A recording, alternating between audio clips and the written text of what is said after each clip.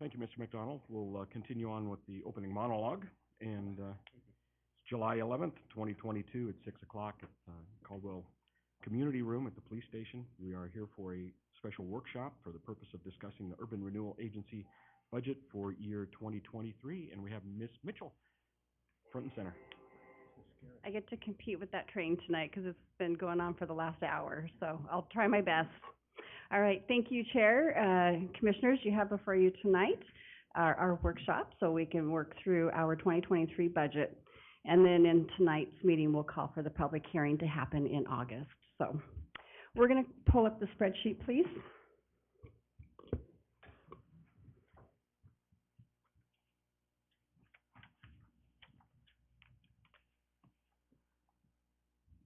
So this is we went over the spreadsheet, I think, back in April when we had a workshop so that the new commissioners had an opportunity to kind of see the projections and the projects that we're doing.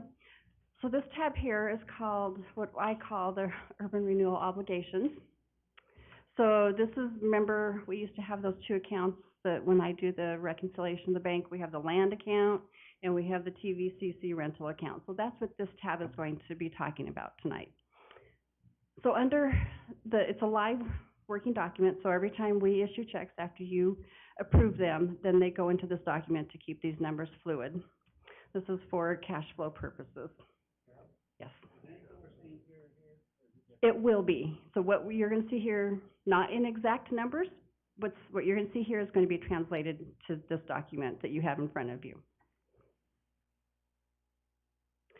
So what we have here in column H is our current 22 budget, and then in column I is going to be the 22 actual. 23 is column J. So this again is just talking cash flow so that we can kind of see where we're at when we're approving projects. In the 23 budget, all we have coming forward will be possibly a little bit of land sale money left over, but we can see where maybe that may not happen. So we're showing about $17,000 that could come over at the end of this fiscal year. And then we have the TVCC rental account. Sometime in August, now that we are all done with rentals, we have nobody renting from the urban renewal anymore, so we have no more leases. So now this account should stabilize. So once this account stabilizes, in August, I'm going to take the TVCC account money and transfer it into the LGIP account. This is the money I've been talking about that we're going to hold to keep us functioning for the next 2 years until we start getting some allocation revenue coming in from allocation area number 2. So this is what we'll pay our bills off of, is that TVCC account. This is the funding that we're allowed to keep. This funding we do not have to give back to the taxing districts because this is money that we can go back and prove it came from rental income. It is not increment money. It is not property tax money. This is rental income. So it's coming from when we used to have TVCC and then all the little rentals over on Kimball. And then any expenses that we had for those properties came out of here. Mr. Foltz. Quick question. Those revenues, can they be spent outside the existing urban renewal district since they are not revenue generated? Correct. So we're going to use these to pay bills with, the mandatory bills that we have to pay in the next 2 years, which will be legal, our audit, our ICRIP insurance. So again, just for clarity, if there was an expense that we incurred out of the new revenue allocation area, these dollars could not be spent on that. You could choose to do so. Okay, so that's a possibility. It's a possibility, but it would not be my, I would not recommend it, but it's your choice, your funding. Okay, so if we can just scroll down a little bit, Rob, now, staying with column H, I, and J. So rental, again, I'm not showing any projections in column J for rental income. I am showing a little bit of interest income that's coming off of the LGIP account. I just discussed where I'm going to move that over to the LGIP account. We are all done with BIGs, so nothing in 23. And if we can just keep scrolling down for projects. So can we scroll just up a couple lines right here? Stop, thank you. So in 2022, we still have a 50,000 allocated. When we met in April, this was all tied to the Cleveland Event Center for that parking lot over here. So we have since learned that we may not need the full 50,000, but we may incur some costs. We don't know yet because that's still under brownfield review to know if we have to expend any funds for cleanup. So I left 25,000 there, and I put 25,000 into Creekside Development because we have to pay some cleanup costs. Remember, we just approved some invoices for them for some cleanup costs. So now we're going to take cleanup costs out of that 50,000. I put 25,000 here for 22.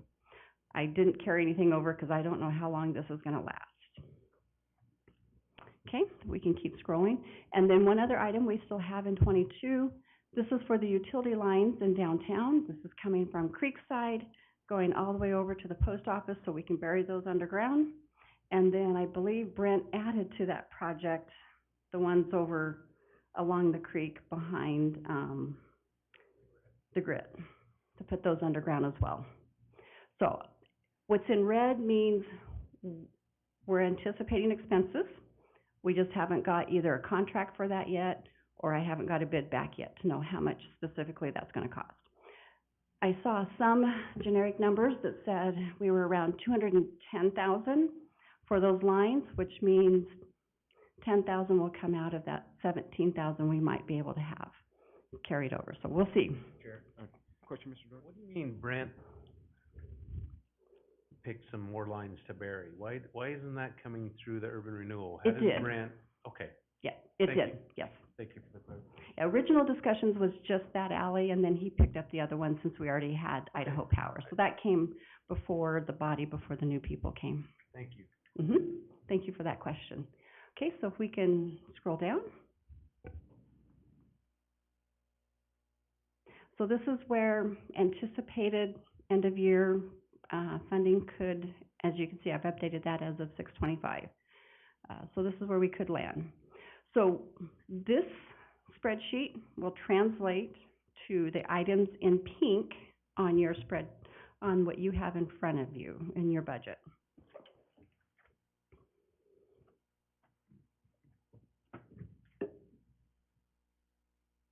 So the pink, which is the very top, that's the rental income or TVCC. You can see we have nothing budgeted because we're not having anything projected for expenses. But on the last page, I did not color that in pink, but on the last page under your revenues, there is that $1,200 for interest income.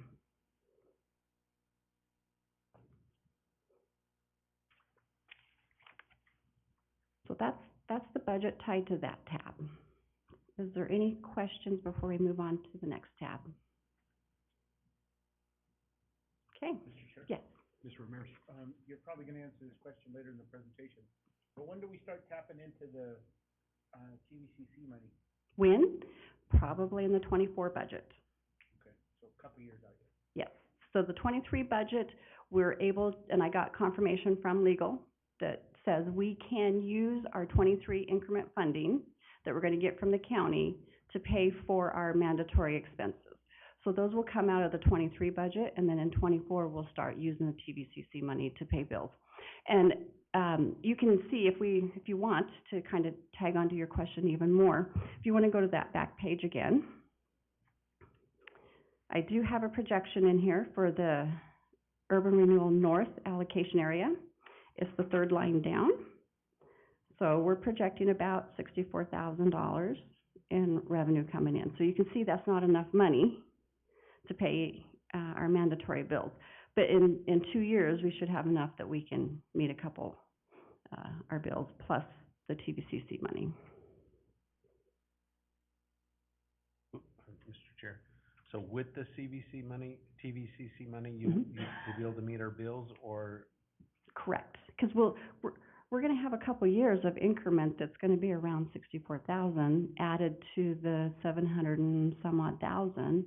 So we'll be able to pay bills for 2 years, at least 2 years, maybe 3. That's when we should start seeing some higher increment revenue coming in. And then that would exhaust the TVCC account, and then we can start using the revenue allocation secondary as funding, the 64,000 as it starts, building in the, amount for the account. Okay, so we touched on the urban renewal obligations. We now touched on the revenue allocation area for the north, for its revenue. So now we'll go to the next tab, which is our projects tab.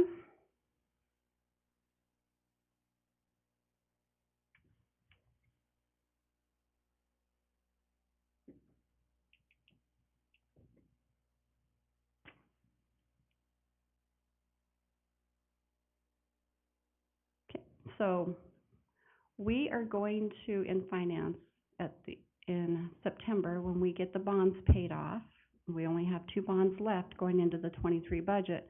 When the rest of these bonds pay off in September, we are no longer going to start tracking 6 different cash balances. We're all gonna have 1 cash balance, and so that will be netted. So, tax increment projections. So this tab does not count, is not second, the revenue allocation number 2. This is just the current one we're in. Because I don't have any expenses for the second allocation area yet. We're gonna build up a little bit of funds so we can pay bills in future years. So this is your projections in 23 for our increment. I have had to keep them segregated until we can see, because what I get from the county is each taxing district has a different levy rate and a different value. So I have to run all those calculations based on each taxing district's amount and levy rate to get to these numbers. Okay, this is the bonds. These bonds, 06 and 08, are paying off in March and September of 23. So there's those bond payments are showing there. I show no bond payments for the other taxing districts, because they will all pay off coming this September. Okay, projects. So this project, the Ustick widening, I'm not sure when we're tapping into it, but I do have it on your budget sheet that you have in front of you. It's just not in this column in this presentation tonight, but it is being carried forward in the 23 budget. The Indiana Ustick one, it's an approximate. If we have any more expenses that come in before end of year, that number could change. Same thing with the Canyon Hill one. County Fairgrounds, because we are paying monthly payments to them as they submit their invoices on a monthly basis, this number can fluctuate. I think I have maybe $1 million that I carried over in the 23 budget. But since this is a live document, every time they we pay them, then 22's number goes up and 23 number goes down. Okay, so economic development, we currently will support them in 23. I don't know about 24 forward, because if you choose to support them in 24, you can see how quickly your 700 and some, we'll just use 700,000 as a good number to work with. You can see how quickly that number will go down. So that may be a discussion we need to have with the city when we work on the 24 budget that says, can economic development be carried for the next couple of years by the city, and then they transition back into urban renewal, because that's when that allocation area will be up and running with a little more revenue allocation coming in. So those are discussions that we can have in the future. But right now, in this allocation area, the support will only be for 23. Legal. So these are the expenses I was talking about. These are the ones that we have to pay. So we have to have legal, we have to have ICRIMP, and we have to have an audit. The 8,000 amount is not just for accounting services. This is for citywide services. So this is engineering, and engineering gets 4,000, and the accounting department gets 4,000. for, the work that they do for urban renewal. That's one that you can choose not to pay. That's one that has that variable in there if you say, nope. But the other three, we do have to pay going forward. Okay, so in today's conversation with staff, we are still working on trying to get those pedestrian bridges. That's why it's in red in 22. I didn't carry it over in 23. We're hoping we can get some costs going to get those repaired before Winter Wonderland. I color code, so they have a meaning to me. Okay, Indian Creek maintenance. I'm sorry, I did not color code that one in 23, but if we have some identified expenses along Indian Creek or over at the plaza, we have this $395,000 for fiscal year 23. Luby Park, this is for the improvements at Luby Park, not necessarily just the pickleball, but other improvements out there. Again, this represents as we have costs that we're going to finish off in 22, then 23 goes down and 22 goes up. I think I carried over maybe $1 million. I'll have to look at my notes. I can't remember all my numbers, but we do have carryover in 23 for it. Same thing here for the demo and cleanup at Bennett Machine. So the carryover amount for any kind of cleanup that we may have over on that property. The Vesty Street extension, that number is also being carried over. Hotel site and the improvements there, again, as we pay our monthly invoices to them, 22 goes up, 23 goes down. I think I carried over maybe $1.5 million for that number. And those are reimbursements? Correct, reimbursements, yeah.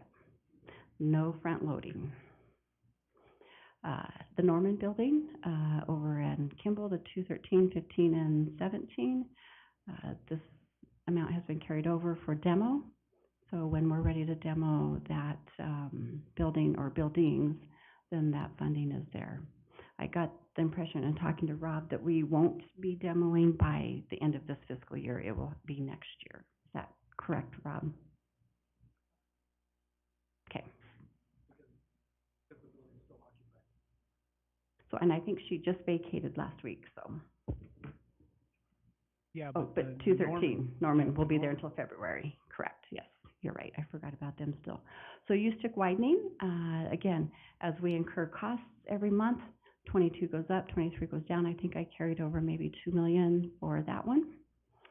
21st Avenue parking lot, again, as we incur costs, I don't think I carried over anything for this one because Rob felt that we probably should have most of that parking lot done by the end of fiscal year. Now I've added the Bluebird Car Wash frontage improvements in 23 as that was approved in our previous meeting back last month. So now that one is in there. So these are just cash flow calculations to get us to say what's going to happen at the end of 23. So if we scroll down, we've got some other projects here that say these are projects that we are going to do, but I don't have actual commitments yet. So once I have an actual commitment, they go from red to black and they move up. So I know Rob is working on that parking lot over there across from 621, so the funding is a placeholder for that one. The Woolfield fiber optic coming down Linden from the railroad tracks down Linden, down Stock Trail, all the way over to O'Connor. Once we get the green light that we can start putting fiber in from the construction there on Linden, then that project will start moving. And then what I call the wingtips over at Woolfield, that's the dirt lot on both sides of Woolfield. And then there's this vineyard public space. This is the vineyard over by Grit. So some sort of improvement over there. So we've got, that's just a placeholder dollar amount. We haven't come in with any actual quotes on what that improvement will do there at that triangle piece. Then we have the Van Buren Park improvement for Van Buren over there on Marble Front, Florida and Ustick Roundabout. And then if we scroll down, so that kind of totals those pending projects, take that red amount netted to the above amount that we had in math calculations. If nothing goes over, we could have almost 700,000. I'm not holding my breath, but Mr. Yu. All good. Cheryl, I didn't see in projects kitty corner from us, the new parking lot. we're coming. Okay, it's coming? It's coming. Okay, Yep. all right. Mr. Chair, Ms. Warwick. there seemed like there was a lot of money in there for the Bennett machine. We had a placeholder of 500,000 because we did not know how much it was going to cost to demo the building. We didn't know if we were going to have asbestos, and we didn't know how much contamination we have in the dirt. So we're still waiting to see if there's contamination in the dirt. Correct. So is that something we're checking out now? Yes, the team is working on it, yeah. Thank you. Good. So McCain's, the land sale, we're still waiting for that to close. So now, when that revenue comes in, we have that in here. Then the Idaho Power Agreement that was approved at the last meeting, we have that 900,000 in here for that. We actually have bought the property back, and then we have bought the 510 Arthur Street. So if we scroll down a little more, paving on the Centennial Median, we have a placeholder in there for that. There's some underground parking for public parking assistance over on Caldwell and Arthur. That's still being vetted. Now, there's your demo, Commissioner Allgood. I don't have a number because we don't know how much yet this parking lot is, but there is a placeholder here for it. There is a placeholder for any kind of TVCC remodel. There is a placeholder for any costs of moving to TVCC, and if we have to pay to relocate them. Now, I'm still waiting for legal to vet these TVCC items to say which ones we can or cannot do. I don't have numbers yet at this point, but if we scroll down, when you take the 8 million netted against all these items we just talked about, you have about 2.7 million to go towards Bennett Machine Shop 510 Arthur parking lot, and any kind of TVCC costs that are permissible. If we don't go over budget from that 700,000 on our previous discussion on our other monies, on the TIF money, then you have maybe 3.4 to go towards the parking lot and towards any kind of TVCC movement over there. I realize the service, but I'm thinking when we do this parking lot over here, it will be like the parking lot on the other side of the tracks. It'll have lighting and all of that. I would assume so because the mayor was pretty adamant that if we're going to do a parking lot, we have to bring it into regulations, and that parking lot is not into regulations, so. Mr. Chairman, I will also add that the parking lot here at 510, I believe that one, we did get bids back last week when I was out. And if I remember correctly, I'm trying to double check this, but I think the lowest bid was 58,000. To demo? To demo that building. So, but we don't know what it's gonna cost to, after we demo, to rebuild the parking lot and bring it into compliance. No, we don't know that yet. Okay, so there's those projects for the allocation that we are getting ready to sunset in December. And now I've taken what we've just reviewed and I put it in here into your budget that you have before you. So we just talked about what's in red or pink or whatever color it is. Maybe it's pink. Then we have the costs that I said we have to pay. So there's those accounting and ICRIMP and your audit and your legal costs. So those I call them administrative costs. That's why they're up above. They're under what I refer to as maintenance and operations. So now moving down into the bottom half of this first page, this is these are the projects. So We have the street improvements that we saw up above. This is, for over here on the north side, along Canyon Hill and that area. So curb gutter sidewalk improvements over in that area. There's the economic development support. I got the demo and cleanup from Bennett Machine Shop at $400,000, Festive Street at $975,000, Indian Creek Maintenance at $395,000. I've got a placeholder in here of 3.5. We're kind of close. It might be give or take for, I'm calling it TVCC building, but this will also include the 510 Arthur and the parking lot over there. The pedestrian bridges at $100,000. I carried over $1 million for the hotel site improvements. The $130,000 for Bluebird.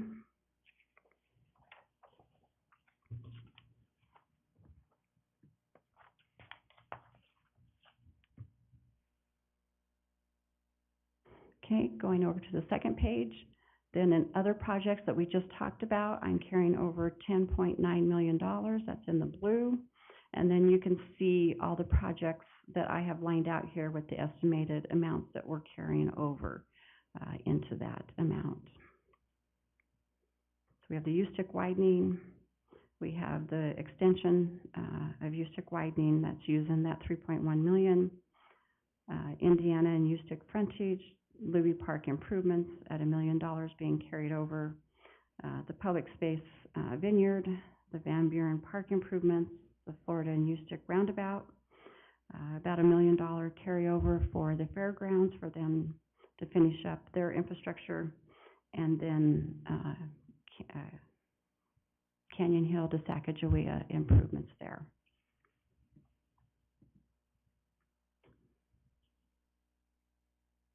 Then the next section shows the bond payments, bringing a total budget expense to $19,966,194.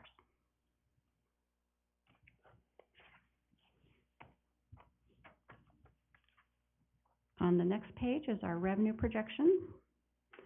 So we saw the revenue projections, so totaling between what I had segregated on this spreadsheet between the city increment and the other taxing districts increment, that together they total $10,760,793. We've already discussed the revenue allocation at the north area at $64,000. The property tax replacement, that's a fixed number that I get from the county. That number hasn't changed in 5 years. And then the little bit of interest.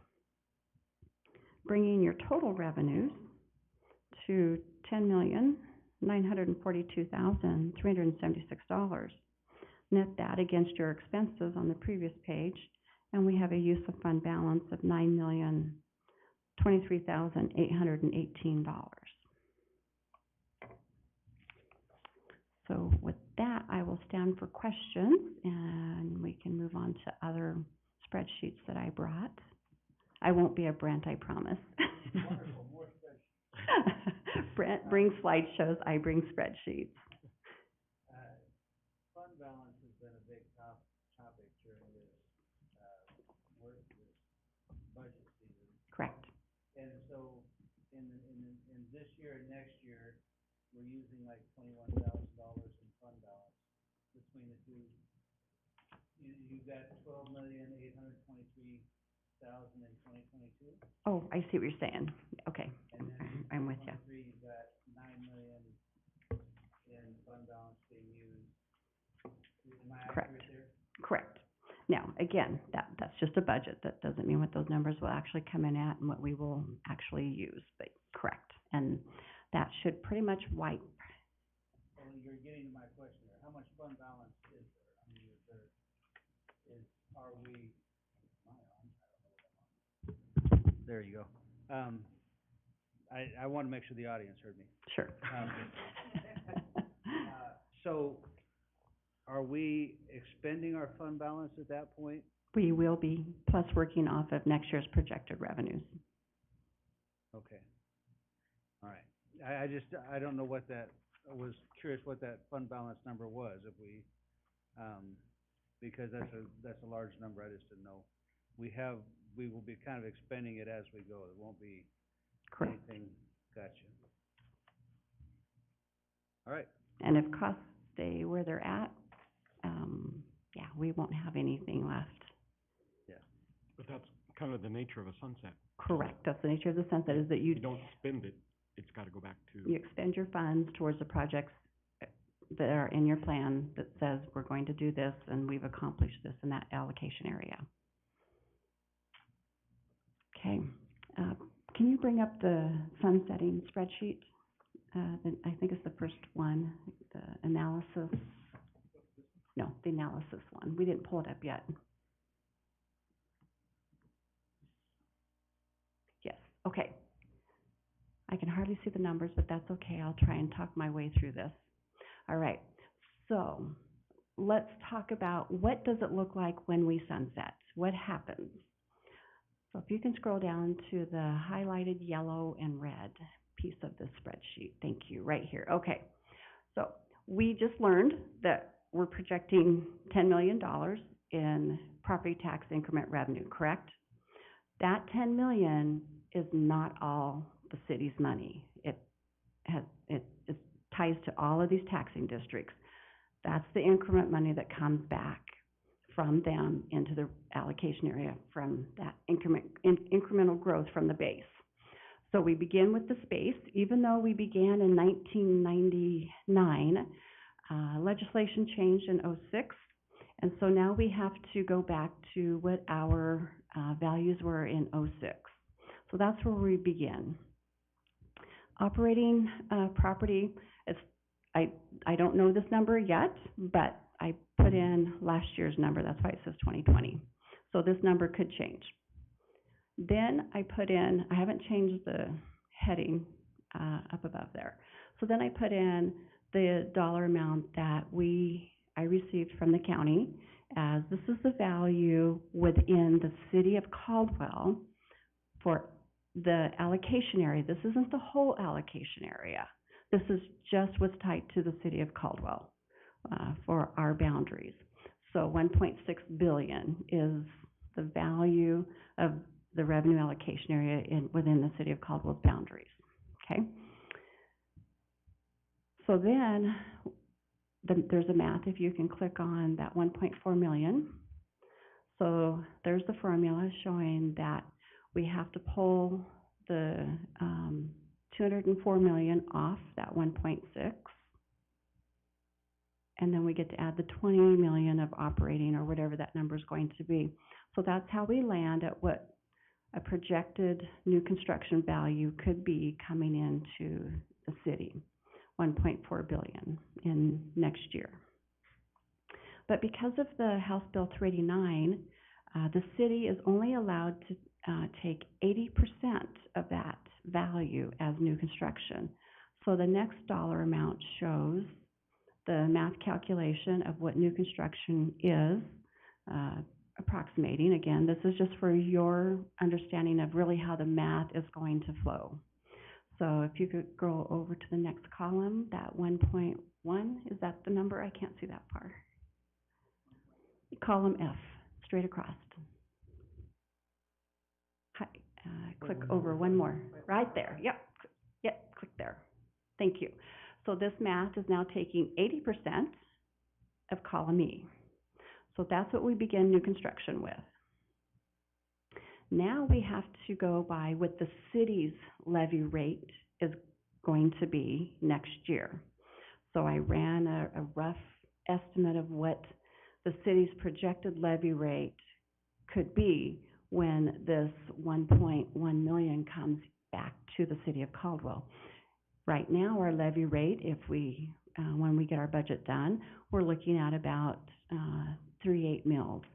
So just urban renewal alone, that's not counting any new construction outside of urban renewal that the city will receive. Our levy rate could drop down to 2.8 mils. It could even go lower based upon what other new construction the city could bring in. So now we take that levy rate, times it by the new construction value, and we are at approximate 3.2 million of new construction that would come back to just the city. So if the levy rate were to stay at 3.8 instead of 2.8, that would go up some, Correct. And if, just Yep. from where we're at, yeah. or it could go down even more. Say that again? It could go down even more. Yeah. If because this is just adding this projected new construction to my current today's calculation, not knowing what next year's new construction within the city limits could be. So it'd be this plus whatever the city's new construction comes in at. Could even drive that lower, so. And that same formula works down the page for each taxing entity? Correct. So if we scroll over just a little bit more, and you know, the math is not exact yet. This is just kind of putting some numbers here for our discussion purposes. So looking at what the general fund's levy rate could be, would then identify how much the general fund would get, and within the general fund, how much is police and how much is fire. So, you know, that could be an approximate what those entities could be. Then I'm looking at these other funds within the city that receive property tax revenue, taking their levy rates that will get certified. Now, again, these levy rates will change once we get more calculations next year, and times that levy rate by the new construction amount to identify how much those other departments could receive.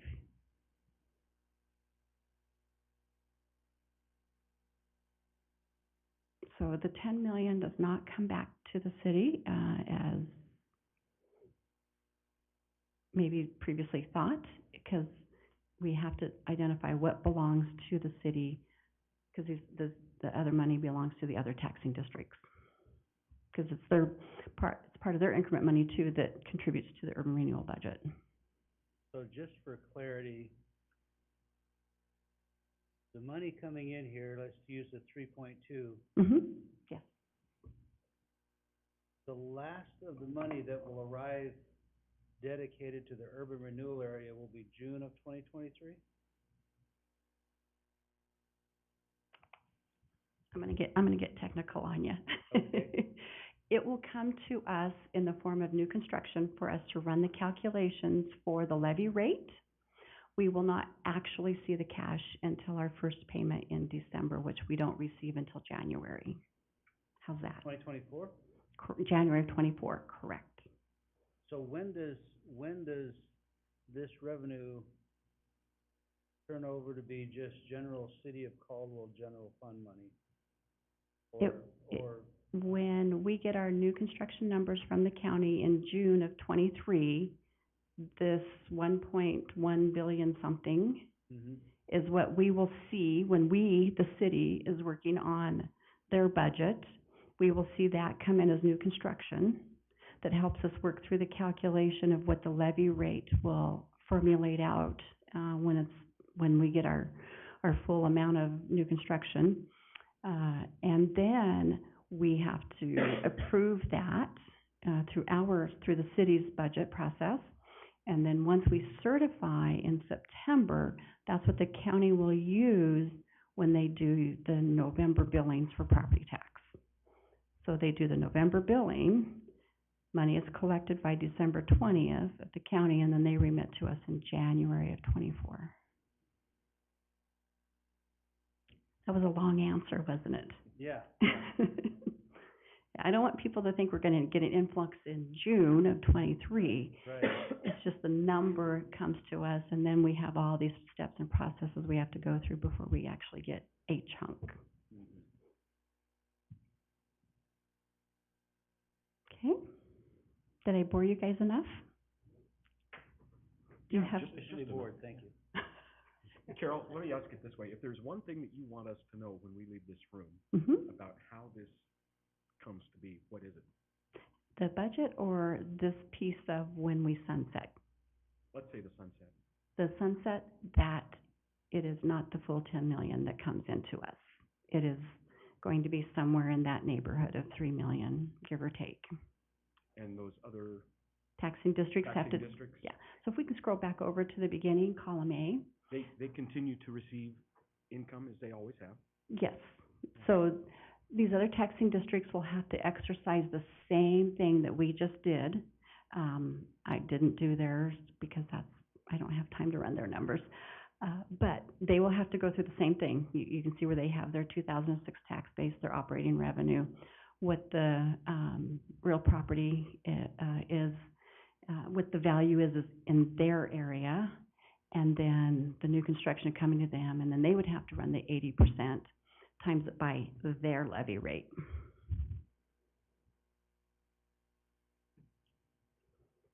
Thank you.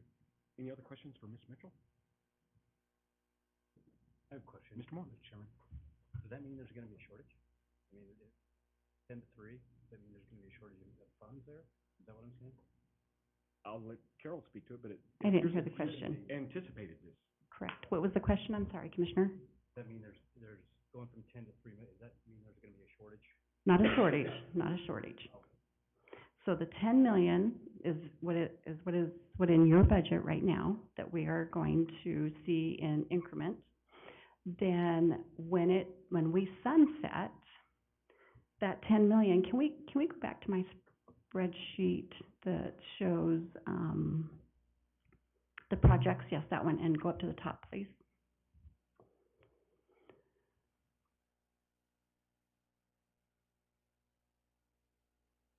Right here in this section, projected revenues. So it's not a shortage, it's just that the taxing districts will have to calculate their own amount of new construction.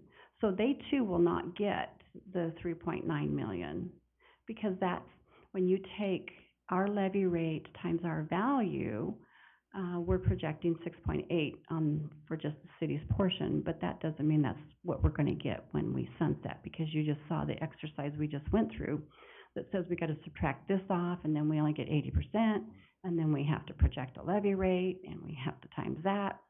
And right now, this 6.8 is based upon the city's projected levy rate being 0.38 mils.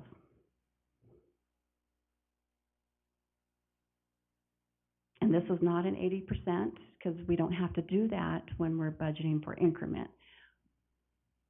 That is only when we sunset, is the 80%. So that's where that starts diminishing. Thank you for explaining that.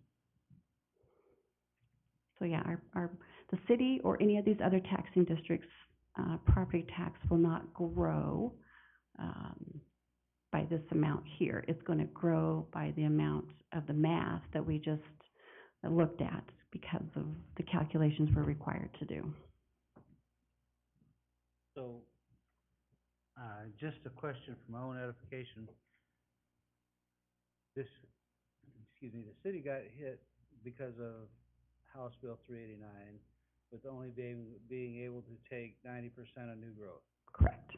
Did all taxing entities get that same restriction?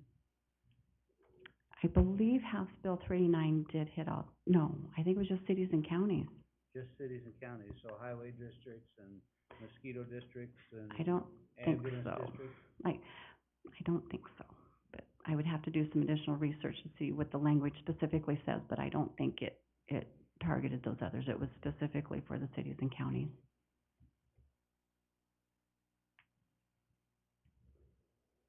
But I don't know the language on how an urban renewal sunsets, how that affects them, if they have to do the 80%. I'm not sure if that language is clarified enough.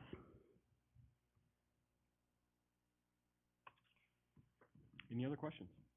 Mr. Chair, Mr. Bolton? just for my own clarification, on the real property value, the 1.6 billion, that is urban renewal within the city limits, right? Yes. So with that, our current revenue allocation area, is there any of that still remaining unincorporated, or is all of that current urban renewal? No, because if county still gets some. Right, So, but what I'm saying is there any areas that have not been annexed into the city of Caldwell yet? That, and if so, I don't know that answer. Okay. I'm sorry. yeah, That would probably be more of a mapping, engineering answer to know yeah. where the allocation area extends beyond our city limits. Yeah, I had a feeling that back in the day that we took a pretty aggressive approach to the annexations with North Ranch and all of that. So I was just curious, as we're starting to hit the sunset, if all of that is now part of the actual city of Caldwell city limits, so. I don't know, but I'm going to take a guess that because Canyon County is still listed, that they're receiving allocation funding, that there's probably still some I'm out there. out there. Thanks. Okay, folks, this will come up as we have an action item, to, call for a public hearing at our next meeting over our budget. So if we have questions in the interim, we can just contact Carol Yes, please. and, get her explanation. Any last questions or comments? Okay, do we have a motion to close this, workshop? Do we have a second? Second. Tie goes to the new employee, and so, all in favor signify with a yes? Aye. All right, Yes. close enough. Any opposed? Very good, thank you.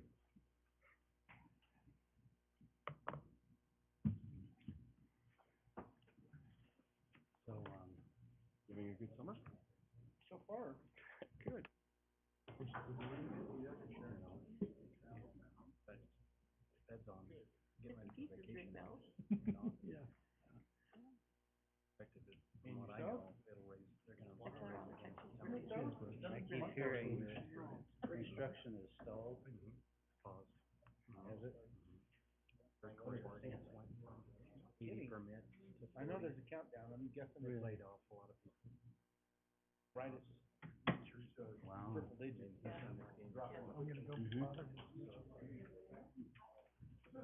Julie, do you want to handle the, amended, the motion for? The thing I'm looking at, I'm trying to find a nexus between that and supporting growth. Yeah. You might as well. The North Illinois sidewalks and gutters. We're planning on developing and building a bridge across the river, and well, maybe that will tie in, but it is pretty much a reach in my eyes.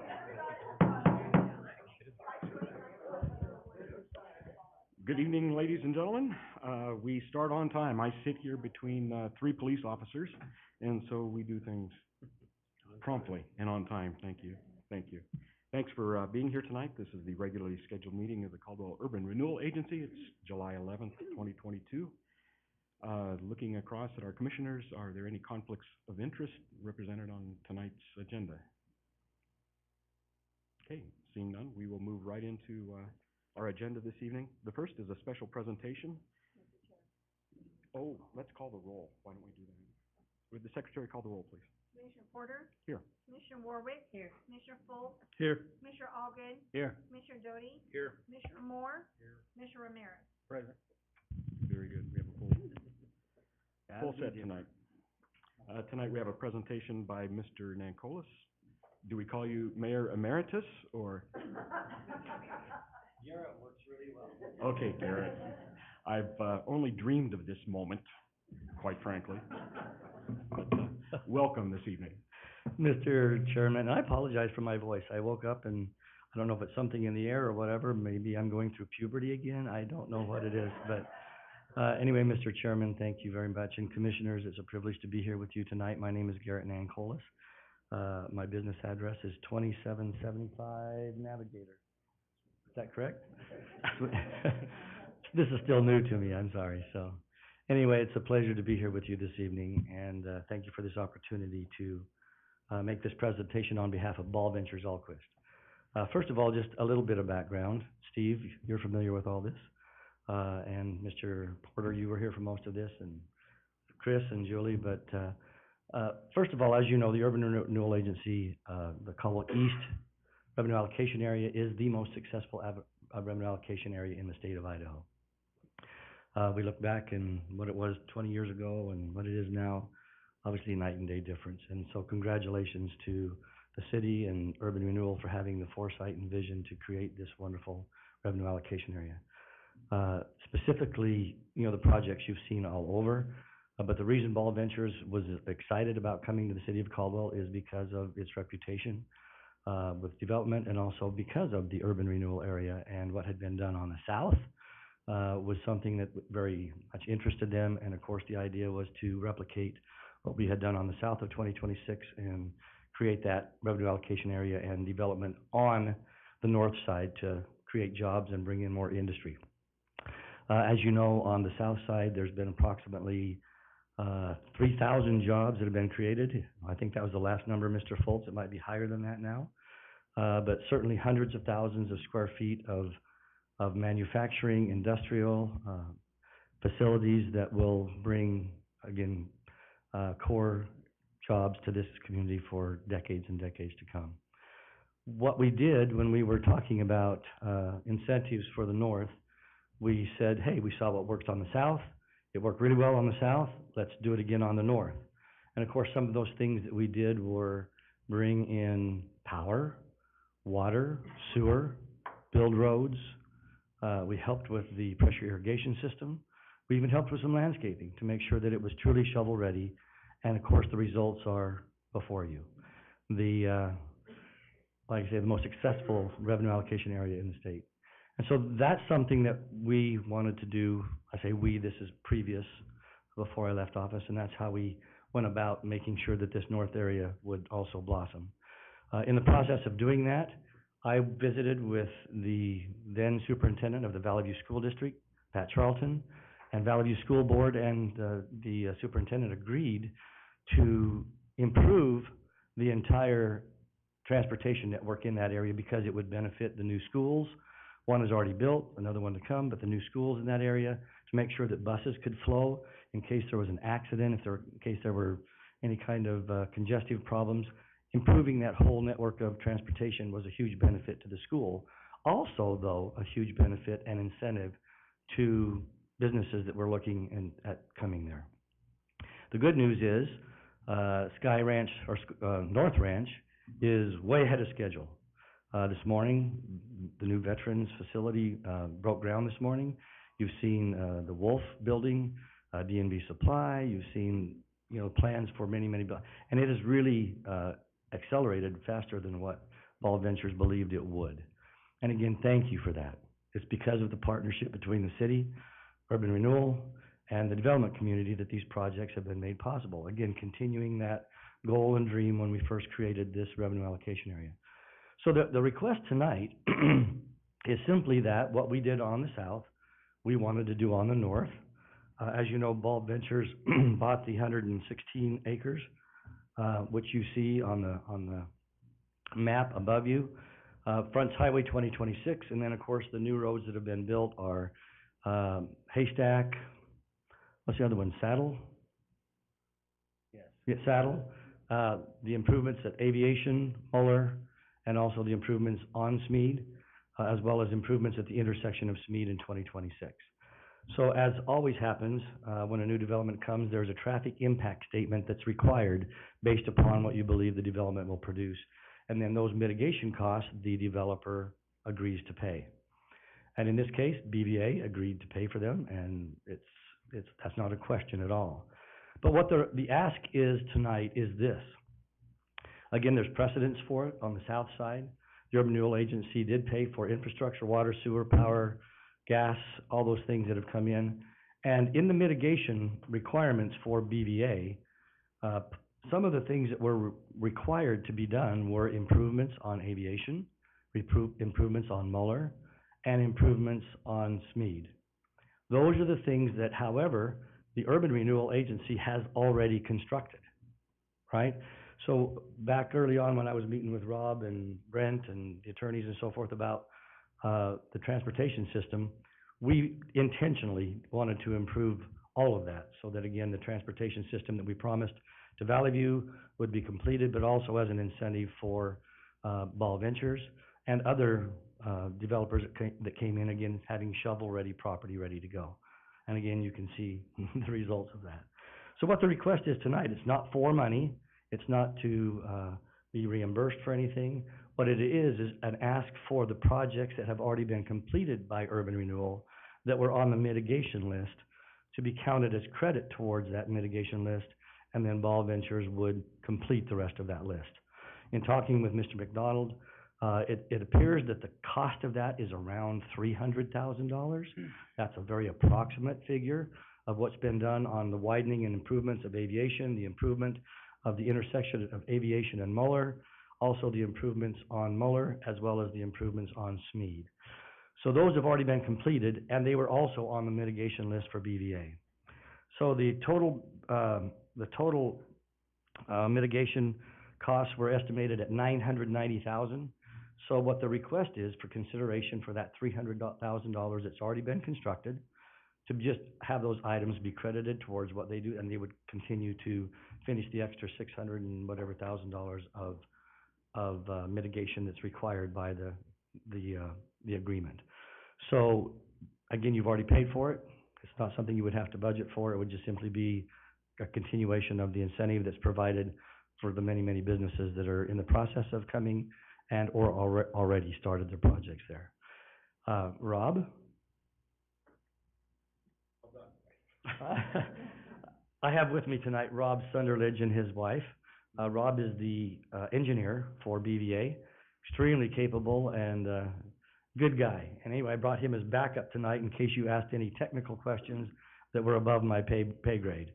So is there anything you'd like to add, Rob? No, I think that's great. Any questions? Yeah. So with that, Mr. Chairman, Commissioners, thank you again for everything you've done, and I would stand for questions. Sure. Questions for our friend Garrett? Mr. Allgood. I may have somewhat of a question. I just want to hold him on the hot seat for a while. No, so I'm not sure I'm understanding what BVA is asking for here. I'm sorry if I'm missing something. I understand that they agreed to do $990,000 worth of mitigation. Mm-hmm. That approximately $300,000 of that mitigation has been completed. Correct. BVA is asking for that $300,000 to be recognized. Is that? Yes, exactly correct. So again, the list of $990,000 includes right-of-way improvements, right turn pocket lanes on Smead, Aviation, Muller. You know, those items were specifically listed on the mitigation list back when the original agreement was made. And so I don't think at that time we actually planned on doing all of those things. I think we did those as we moved forward with the money that was available from Valley View School District as well as from Caldwell's Urban Renewal Agency. So it was just a matter of, this is what we agreed to. They're still happy to do it. They're still happy to pay for it. But what they're saying is it's already been done.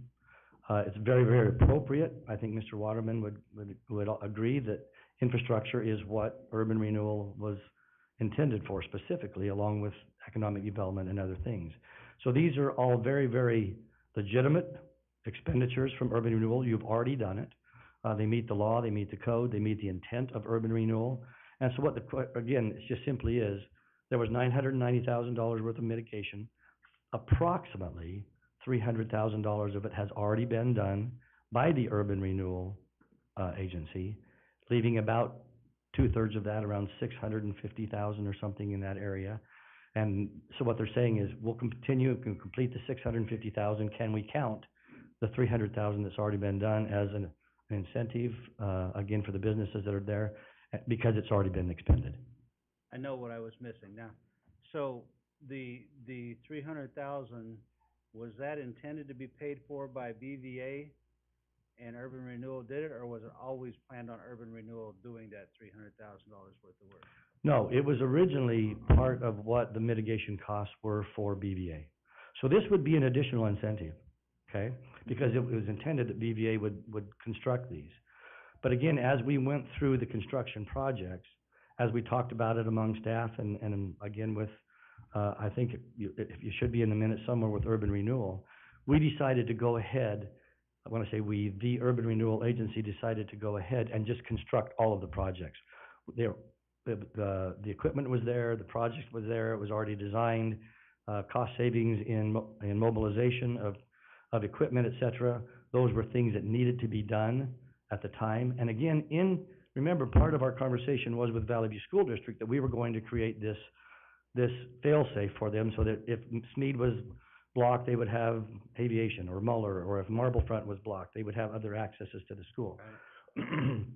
So that's why I think, Rob, I think that's a correct statement. We decided to just finish building those roads because it was part of the commitment to Valley View, but it was also projects that just needed to be done. So that is I guess, the long story. I hope that wasn't too long of an answer. That cleared it up, yeah, I was trying to wrap my head around what BVA was asking for. Now I understand. Thank you. Other questions? Mr. Foltz, do you have anything to add? That was during your tenure? Thank you, Mr. Chairman. Thank you. A question that may or may not be related to this is that when we started the project, BVA was in ownership of the entire portion, 116 acres. How much of that has been sold, do you know? And so we're not dealing with one individual ownership anymore as far as landowner. You're probably 30 to 40% sold and Okay. up to 50, 60% under negotiation. Okay, great. And then maybe a second question that's really more, I guess, directed to Mr. Waterman. It sounds like there's an action that needs to take place today regarding this. And if this was not posted as an action item, is that something we can do anyway, or?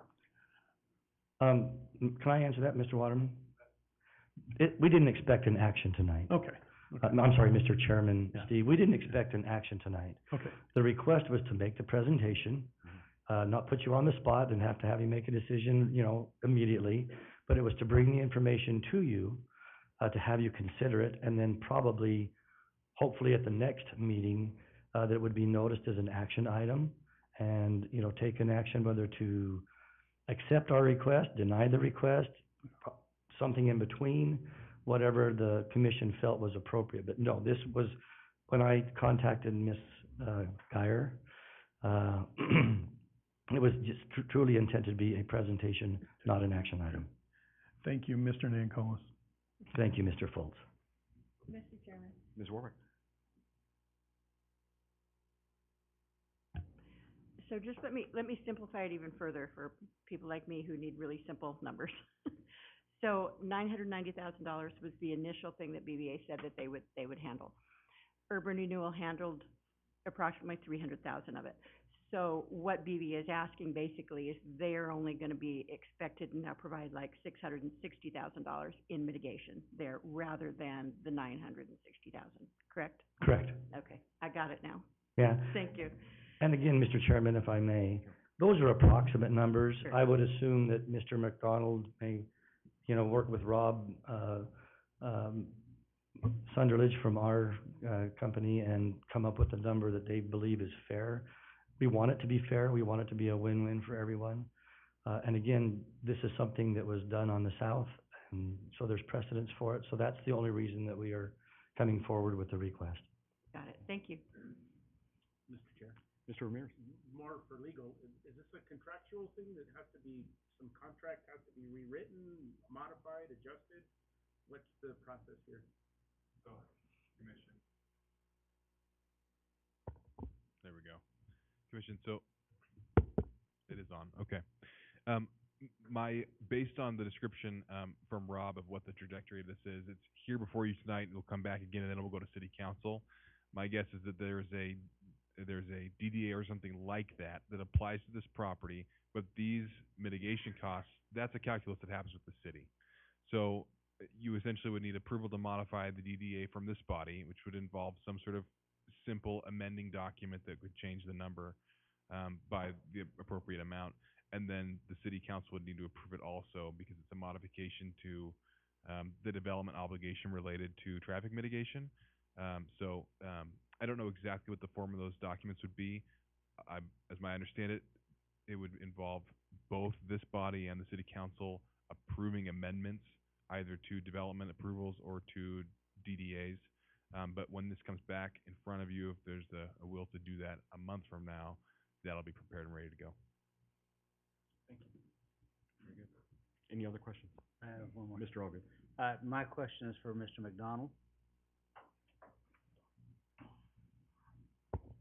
So, Mr. McDonald, if we were to decline this and say, BVA, you need to do $990,000 worth of work, is there still that much work out there, or is it just, I mean, would that, or are we talking like there's just not any need for that much money at this point?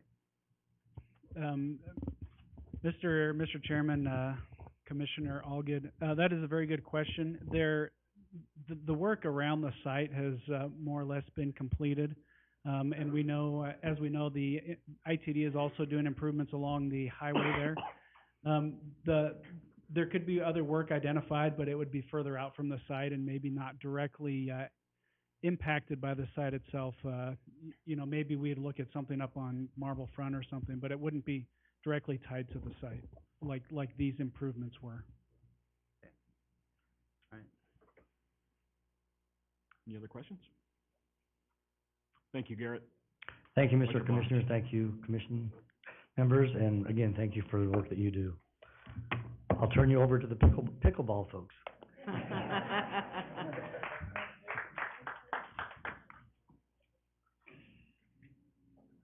Well, this brings us to the public comments. Folks from the audience who want to address something with the Urban Renewal Agency that does not appear on our agenda. Would anybody like to speak to an item not on our agenda tonight? Very good. That takes us to the consent calendar. Do we have a motion or an action that we need to take in regard to the consent calendar? Mr. Chair, Ms. Warwick. I move we amend the consent calendar by moving item number 4 to new business as item number 1A. This is requested by staff for further discussion and clarification. Okay, very good. We have a motion. Do we have a second? Second. Okay. Would the secretary call the roll? Warwick, Yes. Holt, Yes. Moore, Yes. Allgood, Yes. Ramirez, Yes. Porter, Yes. Jody. Yes. So with that amendment, do we have a motion to accept the consent agenda as amended? So moved. We have a motion by Ms. Warwick. Second. Second by Mr. Ramirez. Would the secretary call the roll? Warwick, Yes. Allgood, Yes. Ramirez, Yes. Moore, Yes. Porter, Yes. Jody, Yes. Holt. Yes. Very good. This takes us to old business, and that takes us to Stephen Jenkins. Good evening, Mr. Jenkins. Good evening, Chairman, Commissioners. Good to be here. I will be as brief as I can. Let's see how quickly I can breeze through this. I'll start off with miscellaneous updates. I was contacted recently by Business View Publishing. This is a magazine that focuses on economic development activities across the country. They're actually based in Florida, and they are focusing on a series here in Idaho that is revolves around economic innovation, resiliency, business growth, things of that nature. And they contacted the city of Caldwell to speak on behalf of the things that we're trying to do here in the city and some of the big projects that we've achieved and the success that we've seen across our community. So it's really exciting to be able to communicate with them on behalf of the community as a whole. Moving on to Phelan Development, this group is in the general vicinity that you see here on the map. They're right off of Highway 2026 and Smead Parkway. They have a 17-acre parcel there that they're looking to develop, and they have plans underway to get construction kicked off by October, which is exciting. Speaking of which, Lincoln Property Company West, LPC West, they continue to make strides to get closer to their development goals, and they're looking to. I actually just received a text from Trevor Nickel, whom you've all interacted with in the past from LPC West. He said that actually they look like they're ahead of schedule. So they were originally focused on eyeing in on October for the construction start date, but it sounds like they may be a little bit ahead of that. So that'll be a nice groundbreaking ceremony for that. So keep an eye open for it, and it's going to be an exciting project out there on the 23 acres just south of Smead, or Highway 2026 in Smead there. I continue to work with Nemo Arms and Federated Ordnance. They are beginning to hire employees and move equipment into the building. They're also working on a space that they're leasing from the city that's adjacent to their property. So plans are certainly underway. That building, just reiterate how important this project is for the city. It's 265,000 square feet that one group is going to be occupying. In this case, it's Federated Ordnance. and, they're gonna be providing 237 jobs. So another big win for the city of Caldwell. Project Fire, moving on to fast casual, this is a fast casual restaurant operator. They're interested in multiple locations here in Caldwell. They have plans to have a 2-in-1 fast casual operator there, which is gonna be two brands in one building. Great concept, and actually has a drive-through integrated into it as well. We just need more options, specifically eateries. I think about Commissioner Foltz. I'm gonna pick on him since his last day on the board here, but you know, with eateries and things like that along 21st Avenue, you know, it's important that we fill in the gaps. You know, he's always looking for good eateries, so gotta help him out there. Project Grill is another one. They're a fast casual operator. They're interested in Caldwell, and I'm working with them to identify prospective locations as well. So those are two fast casual operators that are coming into our market as we speak. I continue working with Triple Dot Development. This is a group that is working on a project on Lake and Karcher Highway 55. Huge project here. This is about 120 acres total. They are gonna do a mixed-use project. They'll have commercial, residential, retail integrated into one site. So another exciting project there. We're actually working on pads for different users. Some of these fast casual operators have taken an interest in that location as well. So that'll be a nice corridor for us to develop in years to come. Working with a developer on a site on Highway 2026 in Middleton, just east of this location shown on the screen here. That property is about 70 acres total. It's gonna have commercial on the front end and then residential on the southern half of that property. Working with that developer to fill in the gaps with different operators that can go in there. Here in the city of Caldwell, there's no mistaking that the fact that we need more retail and shopping centers and shopping opportunities for our consumers here. So trying to fill in those gaps as we go and working strategically with these developers along the way. Project Saeed, this is a large-scale development company. We're working on a 3-building industrial project. I actually was notified that they scheduled a roundtable meeting with the city recently, so they're moving forward with plans to kick off construction this spring, next spring. Project Indy, they're moving forward with plans to develop a 23-acre site. Project will include a mix of commercial and industrial. This is off of the boulevard.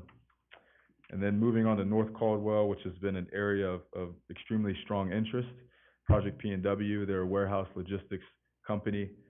They are working through plans to locate in North Caldwell. We are finalizing local and statewide incentives to help benefit this project. Once those things are all situated, they'll be in a position to make a decision. I'm very hopeful that they'll land here in Caldwell. I'm optimistic as well. So hopefully we'll have some great announcement here, a great announcement on behalf of Project P&W here soon. Project Grizzly, this is a commercial user. They are focused squarely on North Caldwell. They're working on 2 sites that total 60 acres. Project Imagine, continue to work with them as well. Conversations have accelerated tremendously. We've had some terrific dialogue related to their project. We have some forthcoming meetings that we need to get through, but as a whole, things are looking really good there. And then Project 600, we continue to work with this group. They are looking at a large industrial facility in North Caldwell.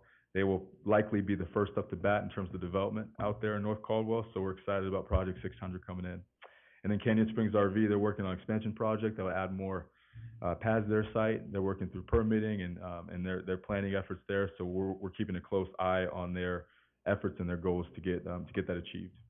And then moving downtown, just have a few updates here. I'm working with 2 boutique clothing store operators that are looking at locations in downtown Caldwell. This is specifically important because as we have our retail areas of downtown Caldwell identified, it's important that we fill in those areas where we need to have clothing operators and things like that. So these are 2 welcome business groups that have come in and expressed an interest in downtown Caldwell.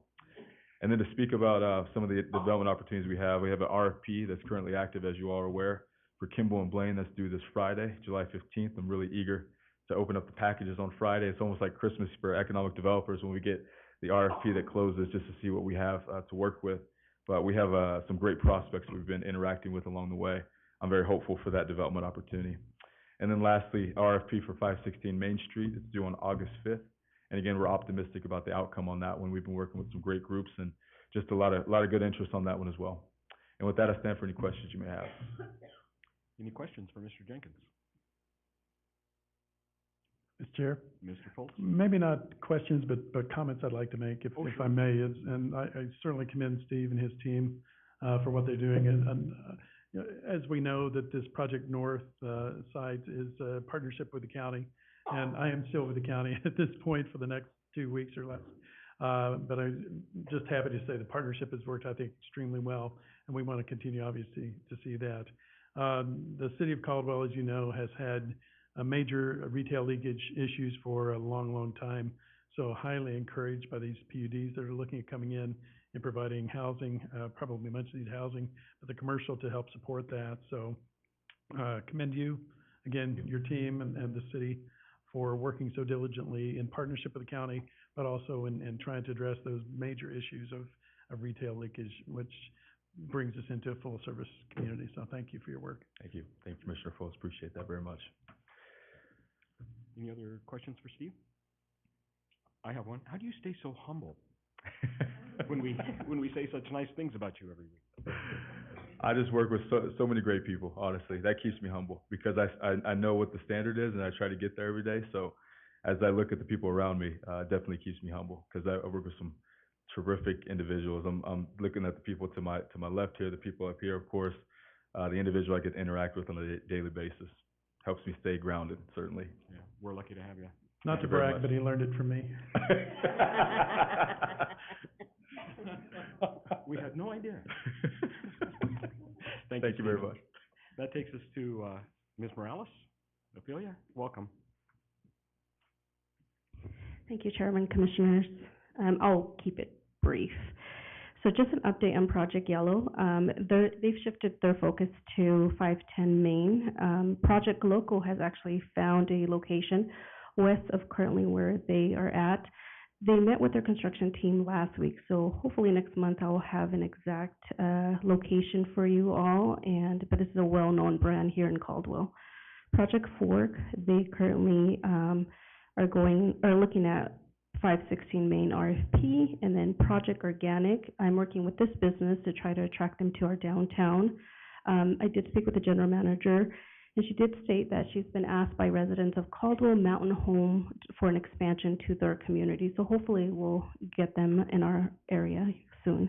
And then Project Hot, working to attract this business to any area in Caldwell at this point, but they do see a lot of potential right off of 2026, and they do, I would say the folks that do visit their facility are women over the age of 38. About 80% is what they stated, and the other 20% are the husbands who are forced to go with them. So I'm very excited about this business. And then just new businesses opening in July. We do have Lit and Company. They did have their soft opening last week with their grand opening on the 22nd. Olive and Vine is located on 811 Main, and they're also looking to open this month. The Twisted Fig is a new sandwich shop that's going to be located at Oaks Brothers. So the owners are the owners of Extreme Pizza. And we're also, another business opening is the Brazilian martial arts and self-defense on 708 Main later this month.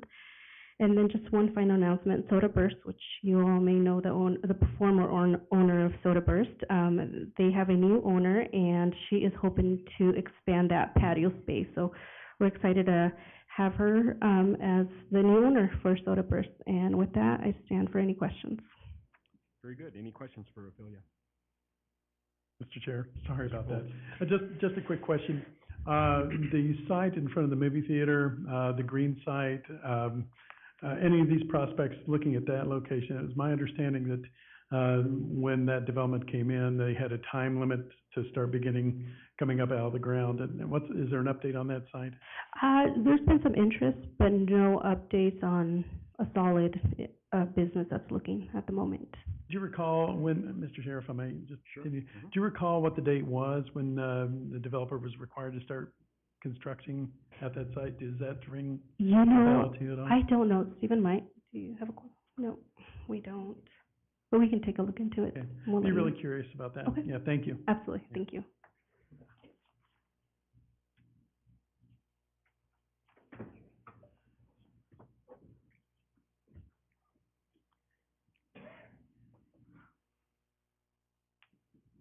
Are we ready? Okay. Thank you very much, Stephen and Ophelia. Appreciate that.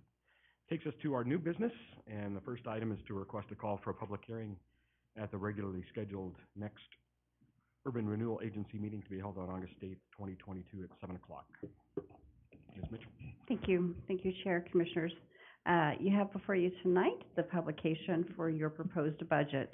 The proposed budget is $19,966,194, with revenues that are non-increment revenues of $1,200, and then increment revenue of $10,941,176, with a proposed use of fund balance at $9,023,818.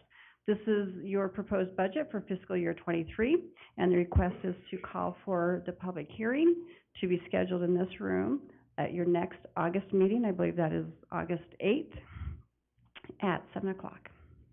And with that, I'll stand for questions. Any questions?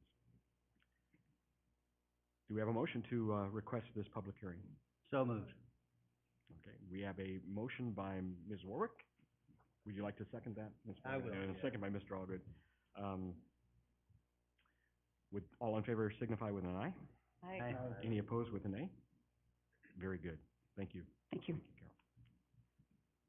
This brings us to the item that was moved off our consent calendar and brought into discussion, and that's item number 1A, approved resolution authorizing award of bid for the apparent low bidder to construct a new pickleball 8-court complex in Luby Park, and we brought it off for a little bit more discussion this evening and a little bit more comment. It's good to see folks in the audience. This is it's always more fun to play to a packed house, so this is going to be fun. We'll just let everybody know that pickleballers from around the world are tuning in this evening because this is live streamed. It's going global, and so keep your comments fair and show people what Caldwell is all about. So, Mr. McDonald. Thank you, Mr. Chairman and Commission. I am here to review the status of the pickleball facility and kind of where we're at. As you know, over the last several months, the pickleball facility has been designed by the Land Group, a consultant that has been very helpful and very knowledgeable in designing these types of facilities around the valley.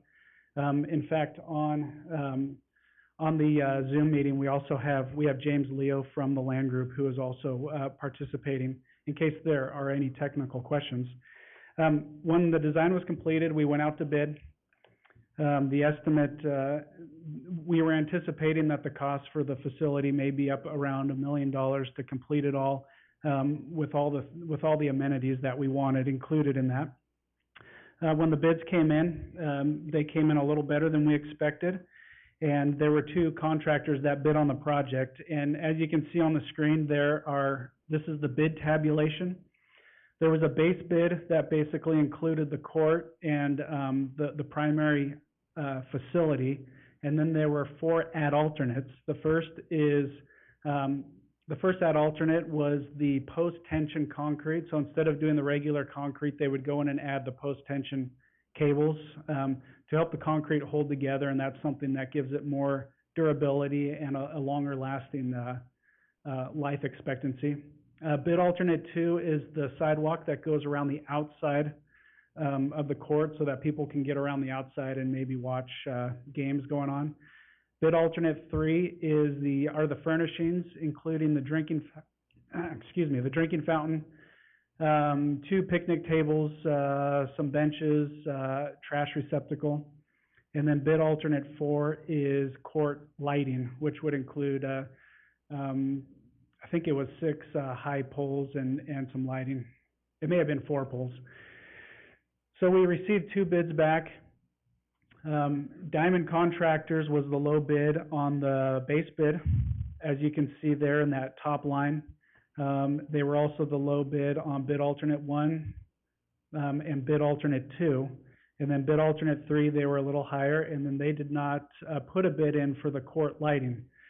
And so as we looked at this, the language in the contract states that the Urban Renewal Commission decides which base bid and which alternates they would like to move forward with. And then from there, the value of the bids would be tabulated, and then the low bidder would be determined based on which alternates are approved. It is, after reviewing this and speaking with the consultant, it would be my recommendation at this time that the base bid, that Diamond Contractors is selected, approving the base bid and bid alternates 1, 2, and 3, and removing bid alternate 4, to possibly be done at some future time. And that would put Diamond Contractors at a total cost of $764,350. If it is the commission's desire to not approve any of this, that is certainly the prerogative, or to pick and choose other alternates, that could change the way that the total number is tabulated, and if the lighting was desired, for example, then that would put Desert View Construction as the lowest bidder, because they were the only ones that bid on the lighting. And so with that before you, I am happy to answer any questions you have. And we have, as I mentioned, James Leo also on Zoom to answer any technical questions. And I stand for any questions. Thank you, Mr. McDonald. Any questions for Mr. McDonald? Mr. Chair, Mr. Doty? what I've learned about pickleball is there's different types of lighting. So which lighting did they bid on? Was it just the regular general play, or I'm sure all these folks can help me out, or the competition play? And is there pro lighting as well? There's 3 types? Somebody? So I can tell you what my understanding is, that it's the not the pro, but it would be the competition lighting. But I do have James Leo here on Zoom who may be able to answer specifically what the lighting type was. And James, I don't know if you can hear me, but if you wouldn't mind just sharing with the group what caliber lighting was proposed in that bid. Correct. Hello, Commissioner, Chairman and Commissioners. This is James Leo from the Lane Group. What was bid out for the court lighting was an average of 30-foot candles for our pickleball complex site. And that equates to a more tournament style, not professional, but a more tournament style league play. We have tiers that range from 30-foot candles to 40-foot candles to 50-foot candles, where the uppermost threshold was the more professional style leveling lighting. Very good. Thank you, Mr. Lee. Any other questions? Thank you. Mr. Ramirez? You mentioned, bailout for, do it sometime in the future, since they didn't put a bid in on it. My question would be, is that going to increase the cost a whole bunch? Because we've already done some construction. In other words, the concrete or whatever it is that they're gonna do to build these courts. Wiring, conduit, all that kind of stuff, I'm assuming would run somewhere underneath all that construction. And if we're gonna do it later on, how much more would that increase the cost of the lighting later on? Thank you, Commissioner Ramirez. That's a very good question. The way the court is configured is all the lighting is on the perimeter outside of the court. And we spoke about that specifically because we wanted to make sure we weren't building a court that wasn't prepared for some future lighting or amenity. In this case, the impact to put lighting in later would be very minimal. All you're talking about is out in the grass behind the sidewalk, you'd be putting some light pillars in the ground, and then you could just run conduit through the grass. So nothing within the court or under the concrete would be impacted to go put lighting in later on down the road. Thank you. Very good. And Rob, if I may add, the base bid does include conduit for the lighting hookup. So the alternate condition really just involves the foundations, the poles, and the wiring associated for the poles. Yes, thank you, James. So basically just yep. allows for the future installation of court lighting. So there is some of the lighting infrastructure that is part of the base bid, and then all it would be is just the poles and erecting the poles and the foundations, and then actually just wiring it up. Correct. Mr. Foltz? Thank you, Mr. Chairman. Question, and I really should know the answer, but I don't. Do we have certain expertise at city staff level to be able to put the lighting in, or is that something that would have to be contracted out? Very good question, Commissioner Foltz. We do a lot of our own street lighting with the street department. We have a team of electricians that are very capable of putting lights up. In this case, we would not be putting up street lights, and so there would be different materials that would have to be ordered, but there's a high possibility that at least some of the work would be able to be done with city forces. Thank you. Mr. Chairman? Ms. Warwick? Mr. McDonald, do you have any idea why, the bid for the post-tension concrete would be 3 times as much for one as for the other? I'm concerned that the low bidder might be missing something with that kind of difference there. Commissioner Warwick, I'm not sure why there's a discrepancy there. It's not uncommon, on bids like this to see discrepancies in different areas. Sometimes contractors will load other numbers, and so there's not always a rhyme or reason. The specifications and the plans are very specific as to what's required, and so every bidder that was reviewing the plan should be very familiar. I know also, after talking to the land group, Diamond Contractors has done a lot of these facilities in the valley, and so they are familiar with this process. Thank you. Any other questions? Mr. Moore? Question, Sure. so assuming that the irrigation problem would be solved before all of this would go in, is that right? That is the intent. The pickleball court is gonna be elevated higher than what the current tennis court is at. So even if it was still flood irrigated, it's elevated enough that there wouldn't be any water getting onto the court. But with that said, the construction timeframe for the pickleball court is January 1 to June 1st.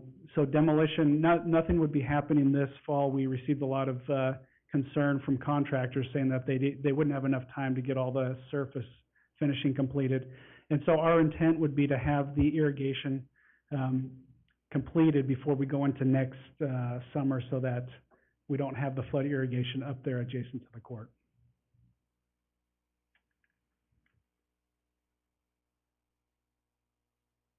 Very good. Thank you, Rob. I know that we have some in the audience that are anxious to speak. Mr. Mayor, would you like to get us started? Thank you very much. I appreciate that. Forgive my dress down attire. I'm on my way to the Spuds game, actually, so I appreciate you letting me go so I can get up there and cheer on the Spuds. So yes, I just wanted to kind of address, give you some of my thoughts and opinions on it. First of all, I know that it was mentioned earlier about the sale of Soda Burst and the excitement of the new owner, and as excited as she is, and I'm glad she is, she's not nearly as excited as the old owner to be sold and done with that. So we loved it. It was a great opportunity. It's an amazing business, and it just thrives in the downtown, and I have no doubt that she's going to be super successful, especially with the time and effort she's able to give to it that I was not. So excited to see the changes there. So wish her nothing but the best. So I definitely do support the construction of the pickleball courts. I'm grateful for Rob and his presentation on that. The options that were moved or presented to you this evening in regards to the base bid and then the alternatives, I think it is crucial that we do all of those to make sure this is a first-rate facility. I know I sent an email out to all of you earlier this week, but I'm glad to be here, and I'm glad that you moved this to an item to allow some discussion on it.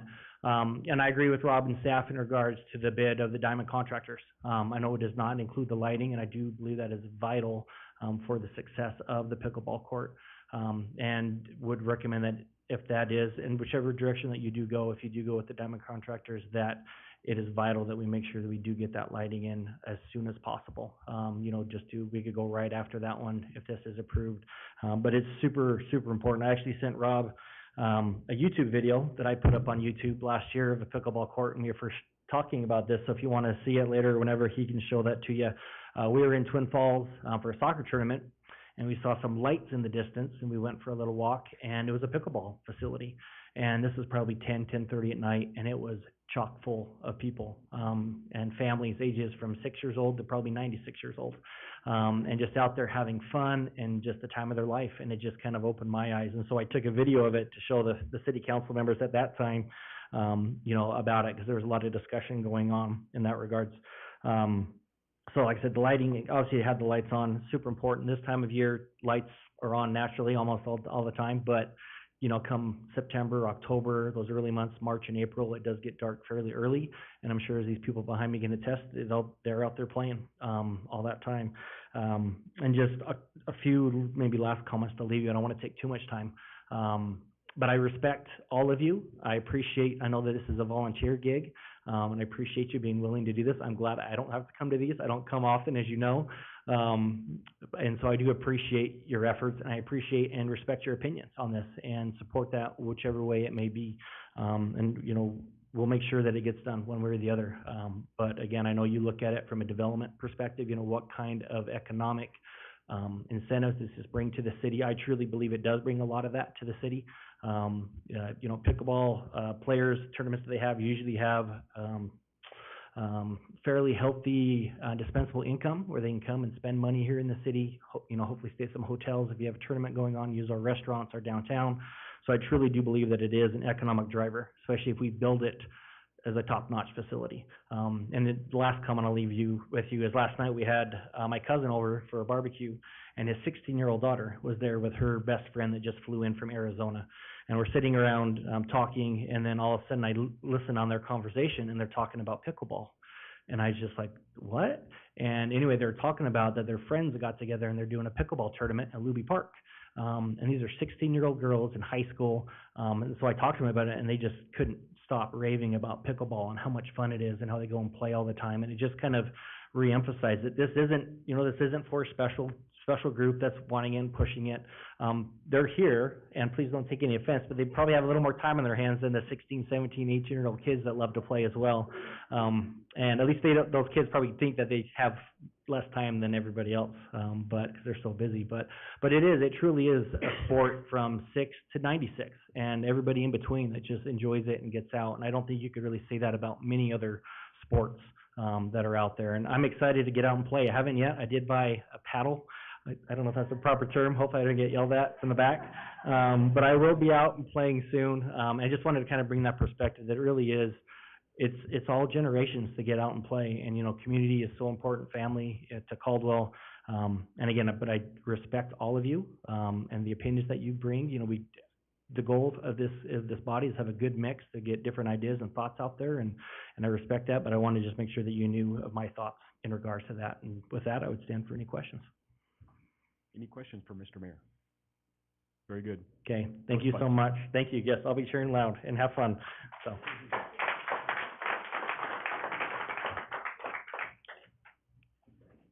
Good evening. Hi. Are you our spokesperson tonight? Well, one of them. How many did you bring? Well, I haven't counted them. But they're most of these people, and most of you, all of you stand up that are pickleball players. I brought my bat. All right. So it's a bat. Okay, very good. I'm Don Denton. I'm not going to repeat anything that I've already said because I said it a couple of months ago.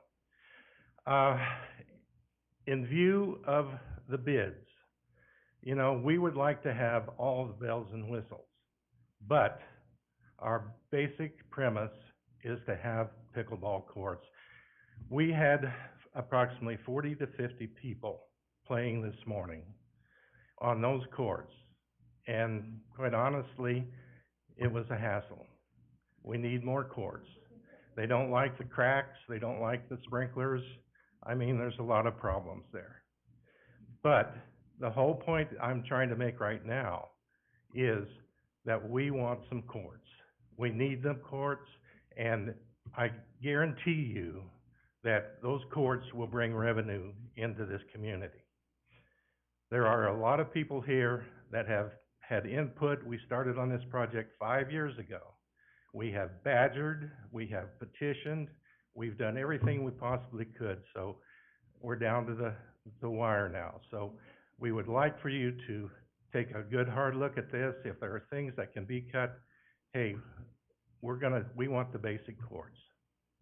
So, at that, I'm not gonna say anything else. If there's somebody else that has, oh, by the way, one of our players brought this publication from Bend, Oregon, which is, all about pickleball. So I'll let you guys have it, pass it around, whatever. Now, I'm also gonna ask, is there anybody else? Gene, did you have something to say? Oh, talk to the mic? I would rather talk to the chairman and the commission. If there's anybody else that has, do you have any questions that we as users can really, answer them firsthand? Okay. Thank you, Mr. Denton. Are there any questions for Mr. Denton? Mr. Chair? Mr. Ramirez? I'm curious about the name tags. What are the name tags? I see a lot of the players wearing them. Do y'all work at the same place, or is there a? We work at Luby Park, if you really want to know. Now, what these represent is our club. Our club, we started 5 or 6 years ago. We have 100 paying members right now. And just as a sideline, we have over 300 followers on Facebook. So basically, the club is a nonprofit and for the purpose of promoting pickleball. That is what we do, and that's our existence right now. Some of these people have jobs, not too many.